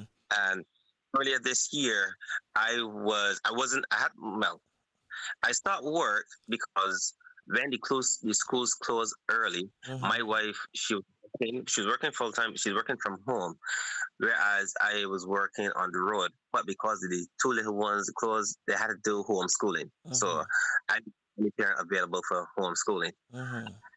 So I understand that situation. Parents having to get back out into not necessarily a bit of normality, but financially, you Mm-hmm. need the your debts still have to be paid. Mm-hmm. So the pressure of having to fit to hit your targets to continue to um, honor your financial commitments Mm-hmm. as well as trying to look after children, it is a very hard position to be in because on when you look at it, it seems as though you only have either or. Mm-hmm. There's only the one or the other, and not both in some cases. Now, when people in this situation see that they obviously will put their children important and God look after the kids, but in the back of their mind, they know they have to deal with all of the financial responsibilities. They Mm-hmm. start to create anxiety, what we call anxiety. People get anxious, and Mm-hmm. what that people start to think, what is my future going to be? And we then decide, we then come up with what's the worst scenario that's going to happen, Mm-hmm. because our brain is designed to think about what is the worst scenario and to plan for it. Yeah. What happens is we think about the worst thing, we're going to lose our house, we lose this, and you not have a job to go back. But because of what we start to think of, our body then start to react into a state of panic. Mm-hmm. Well, everybody start to feel panicky and feel anxious about everything. We are thinking about what may happen, Mm-hmm. but our body is reacting as though it is happening. Yeah. So, the for those parents out there that are a bit nervous because of thinking what may happen if they have to stay home and look after the kids if they don't go back to school. Mm-hmm. Go right now as many possible scenarios. When I start to think about problem solving, I start to think what I can do. I think about depending on where you are in the world, whether you're back in the Caribbean, Europe, wherever you are. Mm-hmm. If I had to say, is it possible that I can do my job from home? Mm-hmm. Is it possible I can have someone come in for a few hours and help me with the kids? Is it possible that maybe I can work half days and then do school in the afternoon? Try to think about possibilities. Mm-hmm. And when you get possibilities in your mind and you start to write them on, you'll be amazed how much ideas and possibilities you can actually write. And when you focus on those and you realize, you know what, this is a solution, Mm-hmm. then your nervous systems can start to calm down because you're providing solution. When we only focus on the problem itself, our nervous system go into fight or flight mode. Mm-hmm. So the only way to combat that, not the only way, but one of the ways you can combat that is to start to write possible ideas. How can I start to deal with things? And if you start with how can I, it allows your brain to start going to problem solving mode. Mm-hmm. True. Right? Yeah. That's for those that are anxious to get back to work as well. Mm-hmm. And I can understand why they're trying to get back to a level of normality because as in some circumstances, we get so used to having our life run a certain way. That is certainty. We know what to do, when we're going to do it, what time we have to get up. And to be operating under a level of uncertainty, what's going to happen, can also be stressed. Okay. You see? So it's just a matter of getting a routine and figuring out, just as I said before, make plans, write it, ask yourself questions, and search for solutions.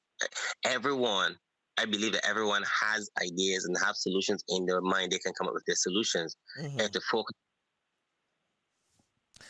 How do you see kids reacting? Are they eager to go back? Your kids, are they eager to go back to school?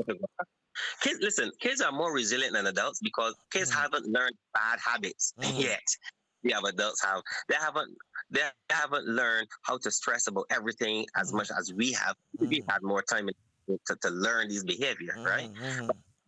But when you were a kid, and you run out and you go and stump your toe and you go in and you cry and stuff, half an hour, you back on that same foot running around again. Right? We stump our toe, we're off our foot for a week. We gotta take time off from work because you can't put your shoe on because it's hurting. I found that my two little ones personally, they were eager to go back to school before the summer. Children seem to have a better resistance medically to COVID. Yeah. Not to say that they can't catch it, but because they're always moving around as well, and keeping close, and there is a possibility that there's always a possibility that you can contract it. It's just the possibility of catching a cold or catching the flu, right? Yeah. Because of and I'm only going by what I heard here in the UK from the medical advice, is that because it's so low transmitted between children compared to adults, they are at less risk. Right? And right now there's a debate and that they should be wearing face masks in school halls and stuff. There's really a debate on it for true, because I seen on a flight a 2-year-old, they require that 2-year-old to wear a mask, and cause one problem with the parent and the flight attendant.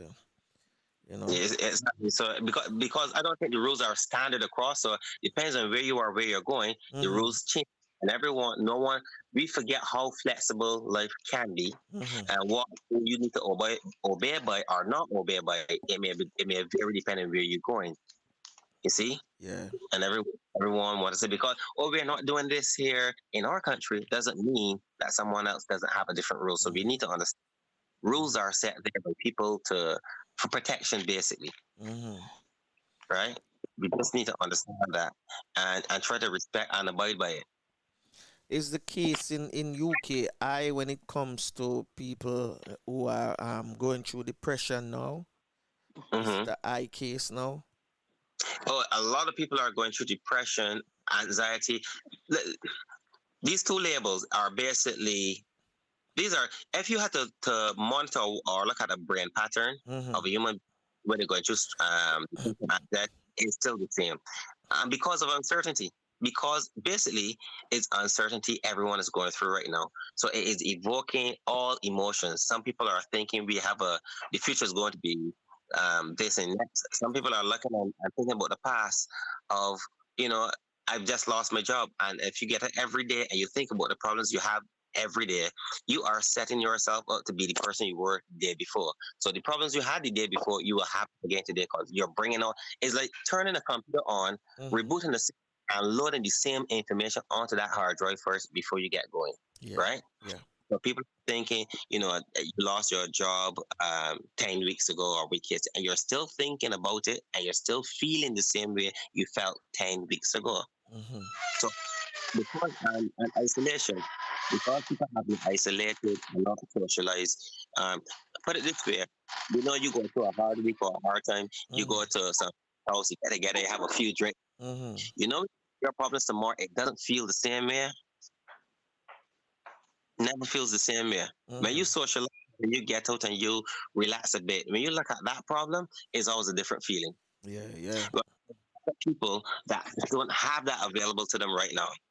So because the practice of keeping a safe distance and social distancing, all you have left with mostly are your thoughts. Mm-hmm.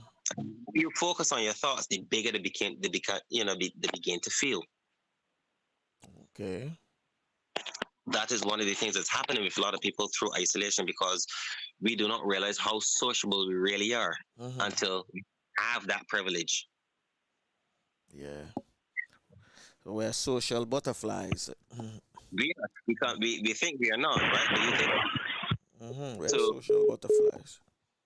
When we get to a certain age in life, and you realize that there's no one around you, you don't have your next door neighbor that can come and have a chat and stuff.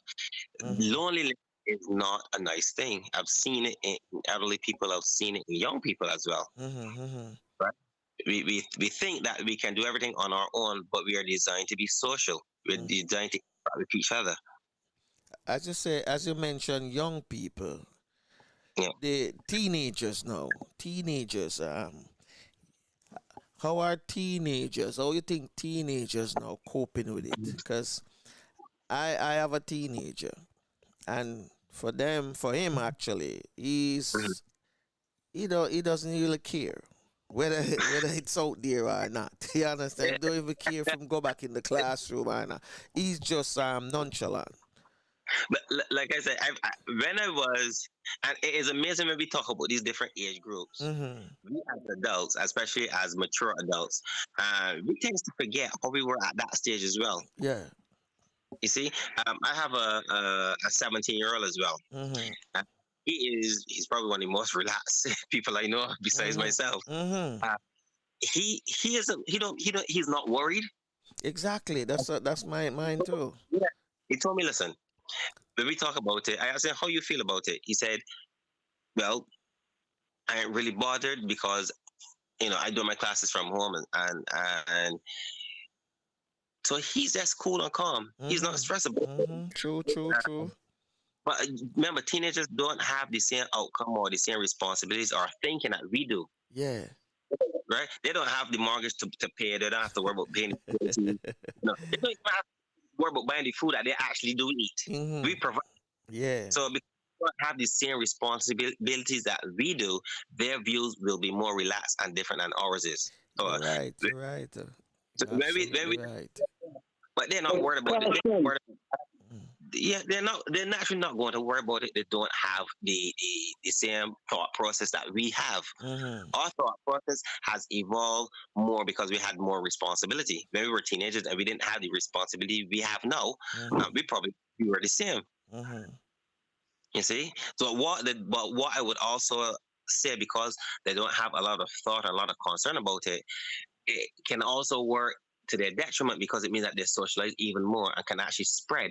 No, you even have it, but you may pick it up from someone. And if you live in a household with parents, as well as being in the Caribbean, sometimes also live with grandparents. You got to be very aware that you can, by socializing and may not take it serious enough, may transmit it from one person to another, therefore from or so to someone in your household. Yeah. So this is what this kind of discussion we need to have with our teenagers. It is not just talking about the problem, but talking about how it can affect us directly or indirectly. True. It's having between the different generations in a way that both can understand. Because I know. Yes. Can you speak something about what's happening with the Caribbean diaspora in the UK now, in these times?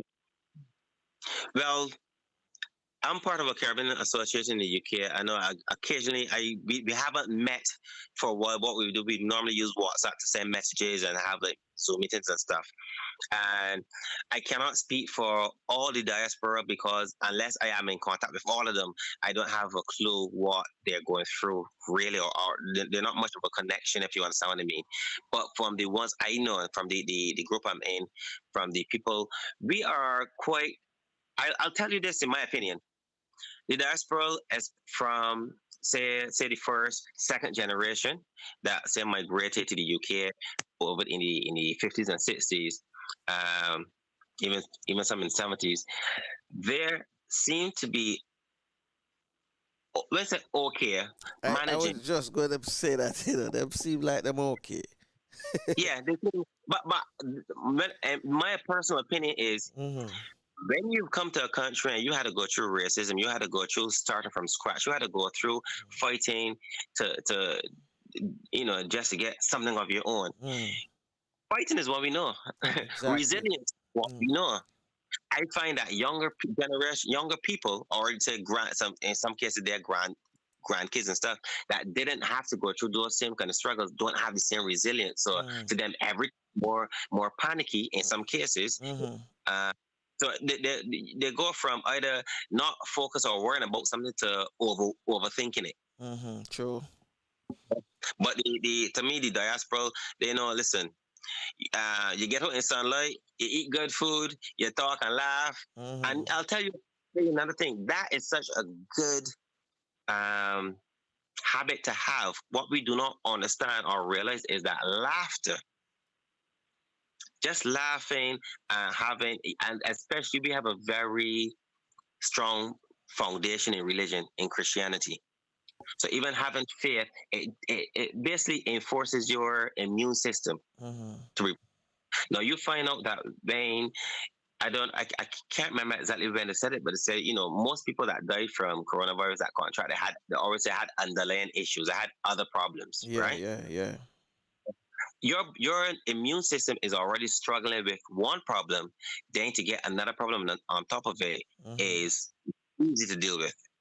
If we are not happy, let's say not happy, if we in ourselves have things that we're taking on in our mind. I mean, before the program we had, I talk about stress. I talk about what thoughts produce in your house. It produces stress, and how stress affects your body negatively. But a lot of these thoughts and a lot of what you go through actually contribute to reducing your immune system, which means that COVID actually affects you even more. Now, I am not a doctor, and I'm not going to quote and say because everybody that ill was feeling this and feeling that. But I find that when people get together and laugh and have a bit of fun and a joke and stuff, and I had a cousin and two of my friends that contracted COVID here, and he actually got it when he was in the hospital. But everyone say when they go on a visit and you get a chance, you would laugh and stuff. And it seems that those people that still have a level of happiness and socialize and talk and chat seem to have a better chance to recover. Okay. I am not a doctor. I have not seen this across other people to say there's a definite link to that. There's just my opinion. Yeah, so I find that the older people seem to be more resilient to life in general. Right, than younger people. Yeah, been there and done that. All right. So with a teenager now, the teenagers, it's best to have dialogues with them, just to see what they're going through, what's processing in their head as well. I am telling you, I found that there's a disconnect between generations. Now, when I was growing up, I remember the days, and these were some of the best days I've had, when the electricity went off and you sit around a table with a candle and your grandma tell you stories about the hearse man and the duppy man and all kids, right? But we were told stories. We were talk about family. We were talk about history. We had more of a connection with our past through conversations with our elders. Now we don't have this kind of conversation with our children. Yeah. Because everyone is so busy. A child will shut a door in his room on a laptop, and the information that child is getting is online. We are not stories anymore. We're not having dialogues anymore. We have changed because not society has changed, but we have other influences that we didn't have in the past. Not influences. I call them distractions. Yeah. We have more distractions than we did in the past. So that has affected the ritual of sitting down on a table, having a meal and talking. So because that we don't have that connection anymore, we can't, what we know, we are not passing on. So we can't expect our children to behave the way we did when we are not in them what we know. True thing that. I hope that kind of answer your question. Oh yeah, You yeah. know, It answer my question because I want to know because I have a teenager, and talking to him is one of the things that I find out that really, I know what's going on with him, what's coming out of him, what he's thinking, and things like that. So like yes, more of these dialogues help me, give me a better, what you call it, peace of mind. yeah. At least I know that he's not worried whether he go back out or not. He's just preparing himself for whichever one comes. If he has to go back in the classroom, fine. If he don't have to go back in the classroom, so he's already prepared. But Right. I still want to know what's going on in his head. That we have to talk. Yeah. My 17-year-old son, we talk. I've always had a habit of talking from early about even going in from primary to secondary. At primary school, one of the thoughts we had was understanding was a good friend. I said, right or wrong. If anybody encourages you to do something that you don't, you know yourself, you shouldn't be doing. Because when you got to do something that you know you shouldn't be doing, guess what you do? You hide and do it, or you keep it to yourself. Why do? Because if you said it, your parents will say no, and you know yourself, right? But I said, but I understand curiosity, and I understand you want to try something different. That is how we grew up as well. I do not want you to do is feel scared that you have to run and do everything behind our back, because that is when you get yourself into more trouble. And if you don't know where our job is to guide you. Our job, our job is also to let our children make mistakes so they can learn from them. But I try to tell make them small, make them quick, learn from them, don't repeat them. All right.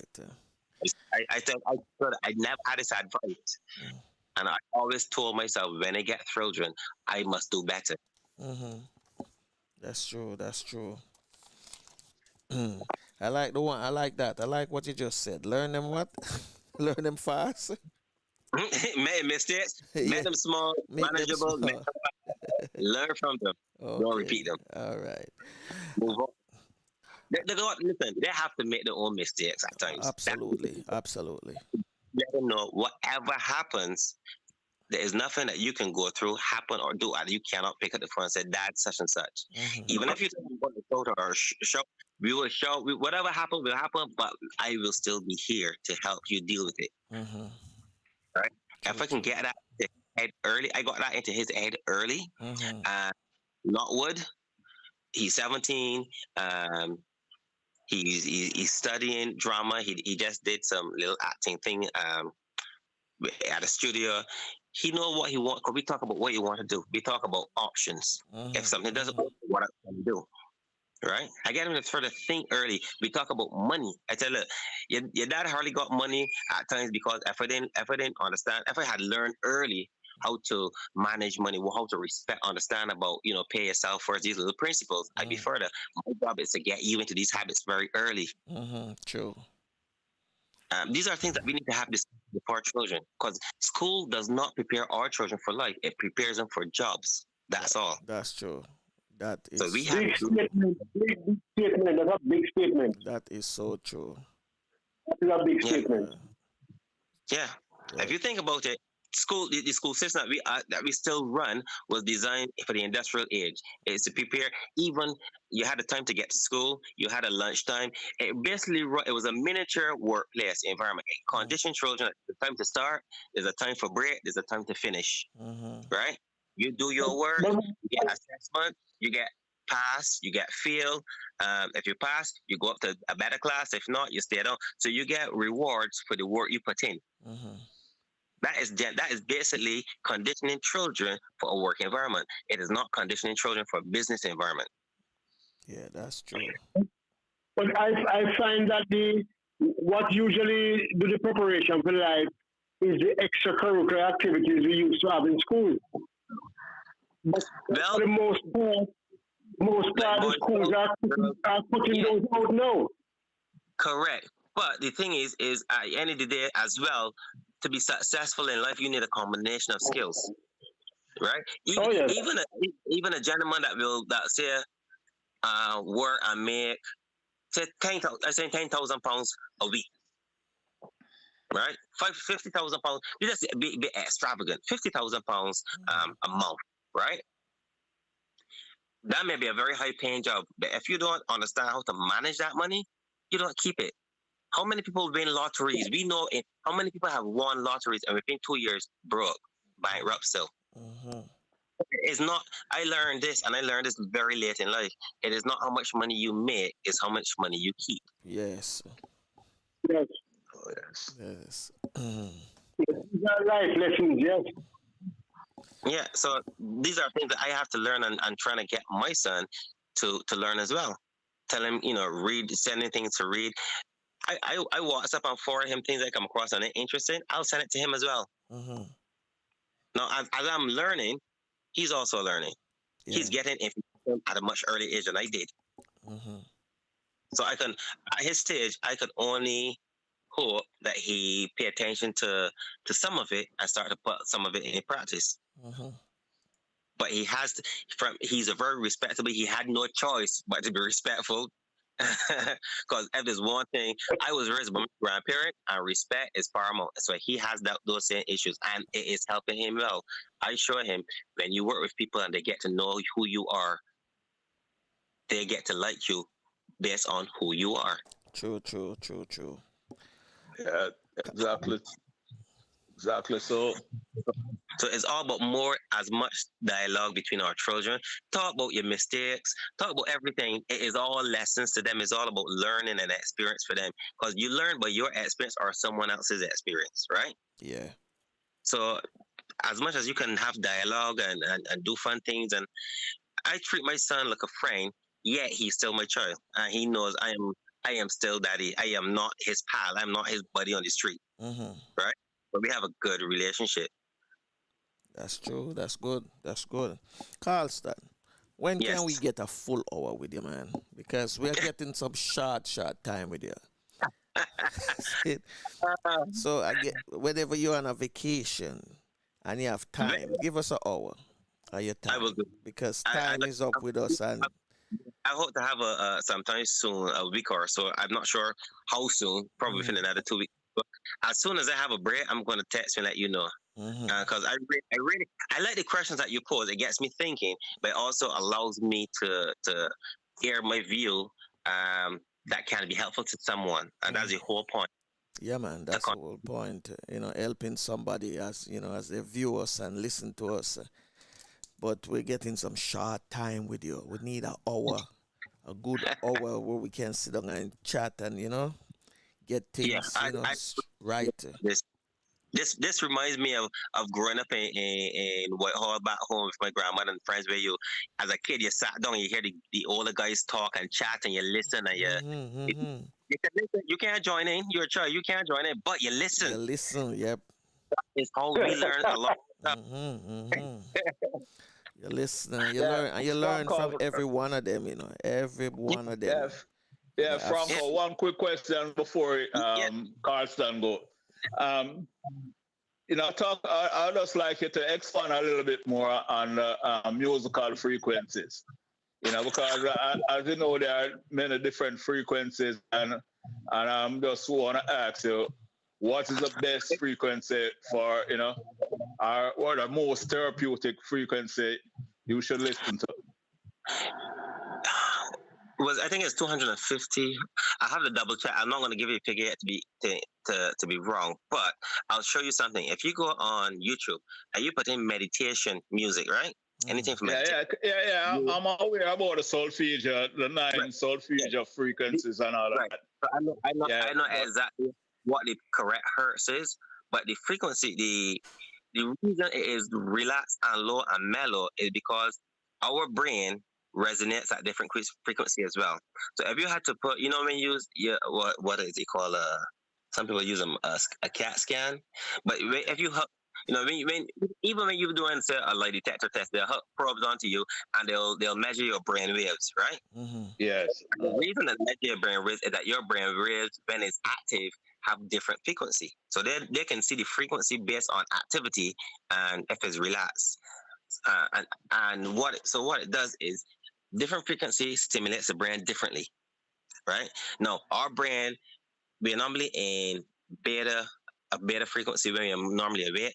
Then when you relax, you have alpha frequency where your brain starts to relax a bit more. Then you have theta frequency where you're going to like a dreamlike state. So when you're doing like meditation, you try to get people. When people say you're very in a very relaxed hypnotic state, is when you're more like dreaming. Yeah. Right. So like I said, I do not. That is something I'm going to research so I can know the exact frequency. But the process is that your brain will resonate with a frequency. Therefore, your body will follow that pattern, that behavior as well. You know, if you try to go to sleep, you know you want your body to relax and go to sleep, and you can't get to sleep because you're thinking about so many different things. Things, yeah. Your brain is being active. You find it very hard to sleep when your brain is that active.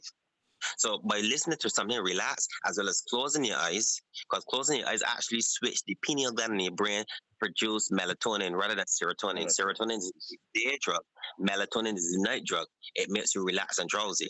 So when you get meditation, people always ask you to close your eyes, breathe deep, listen to the music, or listen to the tone, or listen to the book, and relax yourself. You're trying to get that person not only relax the brain, well, not only relax the body, but relax the brain.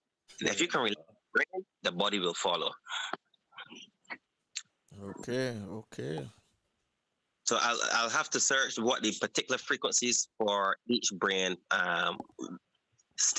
each brain state, and I'll have a more precise answer for you for that one next time. Yeah, you do that, and next time we can talk much longer. Okay. All right, Carlston. Thank you very much for taking your time. It was a pleasure having discussions with you all. All right, man. You have a good evening.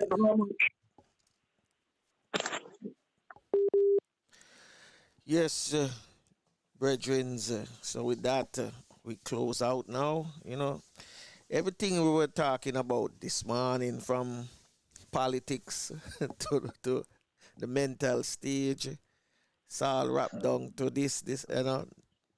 Just make me feel a little bit better knowing that I can, relate more to the youngsters them. Not only my son, but to his friends them as well. And even younger. Because I'm telling you, them not look like them have no fear. It's just we the parents, having all these panicking and things. Well, like Carlston said, when we were that age, we never had any fear either.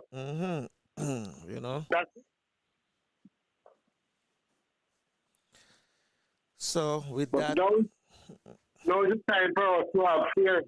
Well, yeah, but sometimes the fear really sometimes really hurt us, physically too as well. Yeah. Oh yeah. So we have to overcome that. So Courtney. Yes, I'm here. Thank you for your time spent with us this morning. So may I give you a minute to wrap it up and before we get out of here. So your minute start now.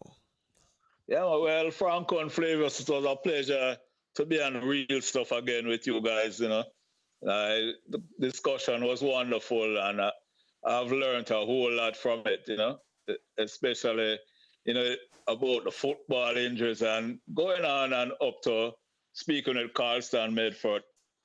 Surely, what I just want to say, I just wish you guys to all the luck, and, you can really receive right now. And I know it's not about luck, but, I just couldn't just find a word right now to give it to you guys, because knowing that your 100th session will soon be coming up, and, it's really a big celebration.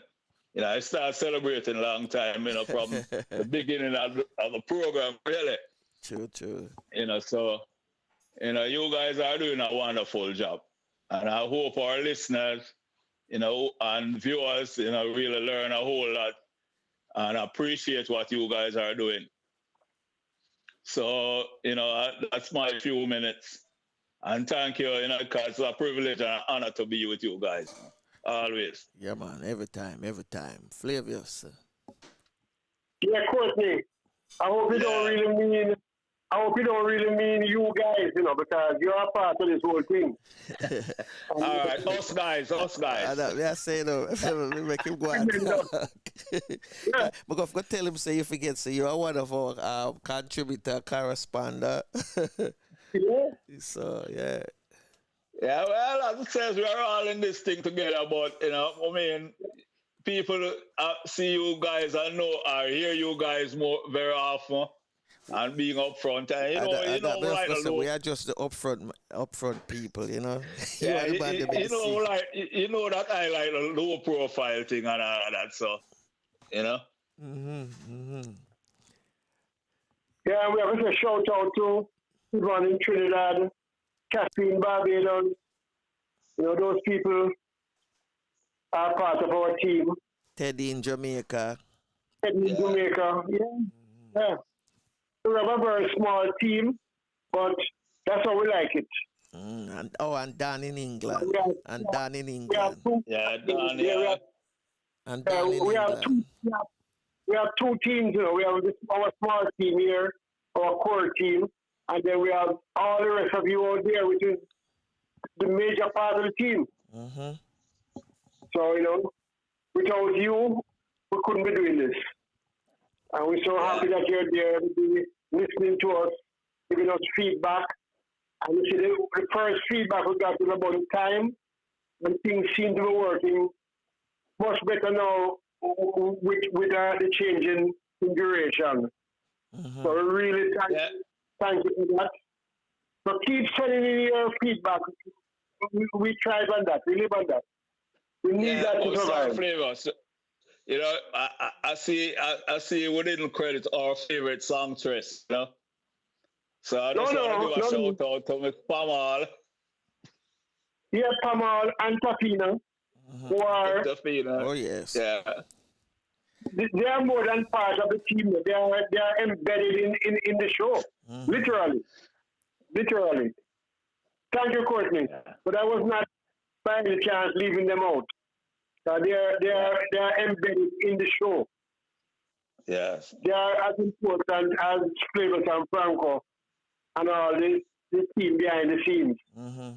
Because they are the show, basically. Yeah, man. We start with them and we end with them every day. So there's no day that they are not part of us. Oh, yeah. Oh, yes. And of course, we love having them and we love hearing them sing, and I know our listeners love to hear them. And a special shout out to Cuba. Grupo Canela de Cuba. They're also a nice part of us too. So we have some things planned, some things coming up that we try to put together. But as time goes on, we speak more about it. But to actually close out, it boils down to R&D. In the business world or the industrial world, that means research and development. In our world, it means the big D means discipline, and the R is what we must do. And Carlston spoke quite a few times about it with his grandmother and all that. Respect. Yes. To have the respect for each other and know that. In fact, I have something that we probably can play tomorrow morning, Franklin. It's about 30 seconds or less. Okay. By the late Colonel Franklin. Okay. And it was his thought, his idea of freedom. And what he said in that is exactly, it equates to respect. So we have freedom, but freedom to do what? We don't have freedom to be gallivanting and hugging up everybody and walking without masks. our freedom means discipline. We are free to be disciplined, to wear our mask, to avoid people, to look after your family, sterilize your home, and keep everybody safe. That's the freedom that we must speak about every day and that we must have. We must put forward to our, everybody, our friends and families, our kids especially, that freedom don't mean you can free to do all kind of things. It's freedom for you to take responsibility, to respect everybody else. This COVID thing has brought these things so far in focus, and we have to deal with it, and we have to live with it. But the only way we can live with it successfully is if we respect. And to respect each other, we have to start out with discipline, self-discipline, discipline of everyone.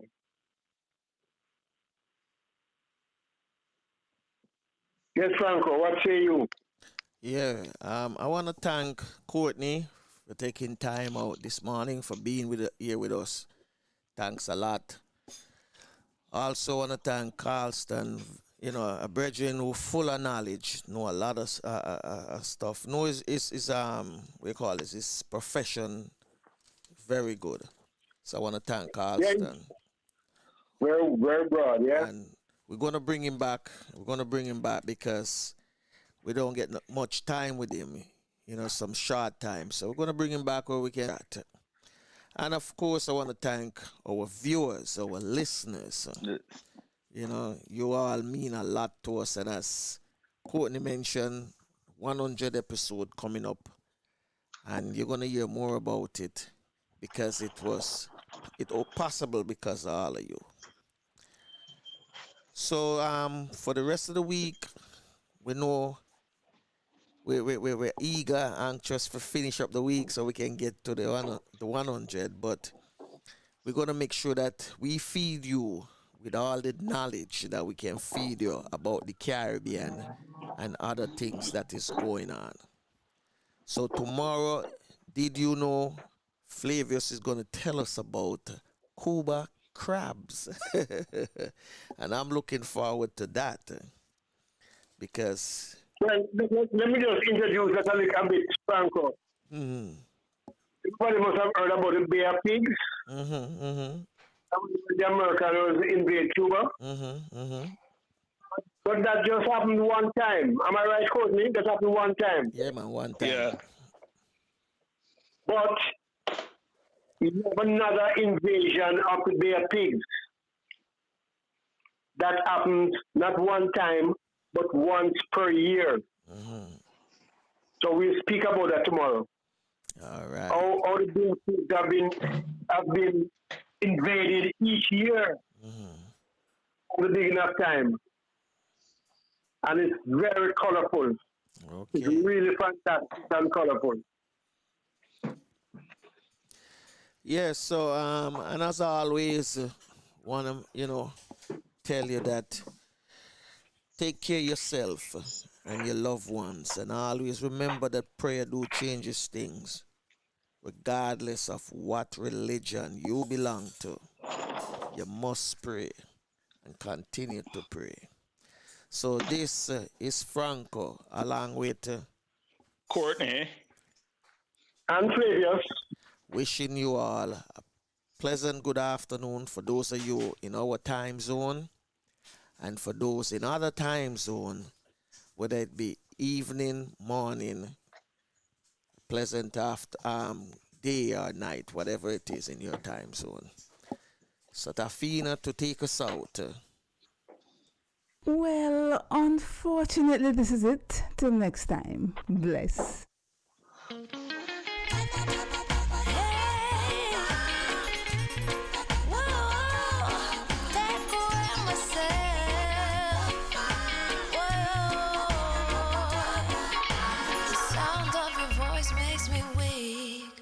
All you gotta do is just speak.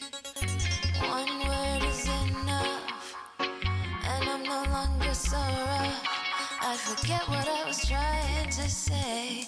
I no longer do what I was gonna do, but you're no good for me.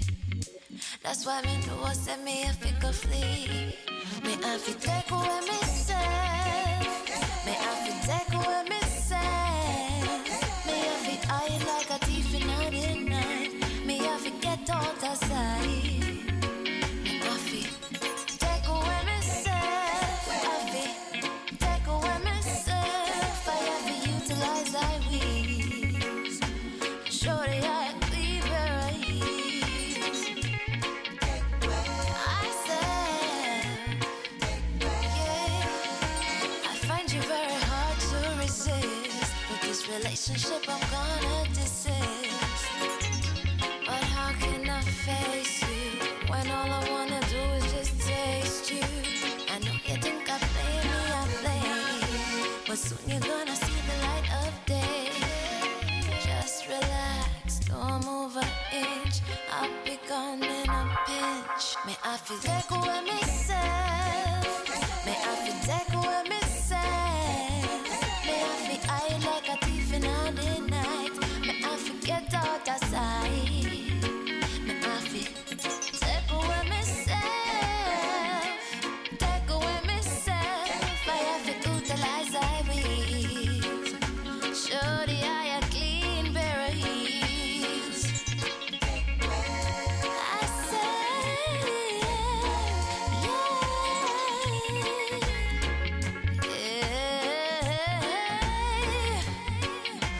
been there, done that, don't need it Well, again. unfortunately, this is it. Till next time.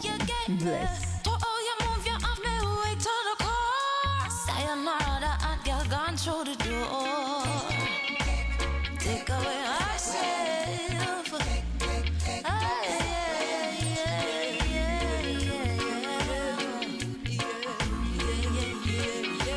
Well, unfortunately, this is it. Till next time. Bless.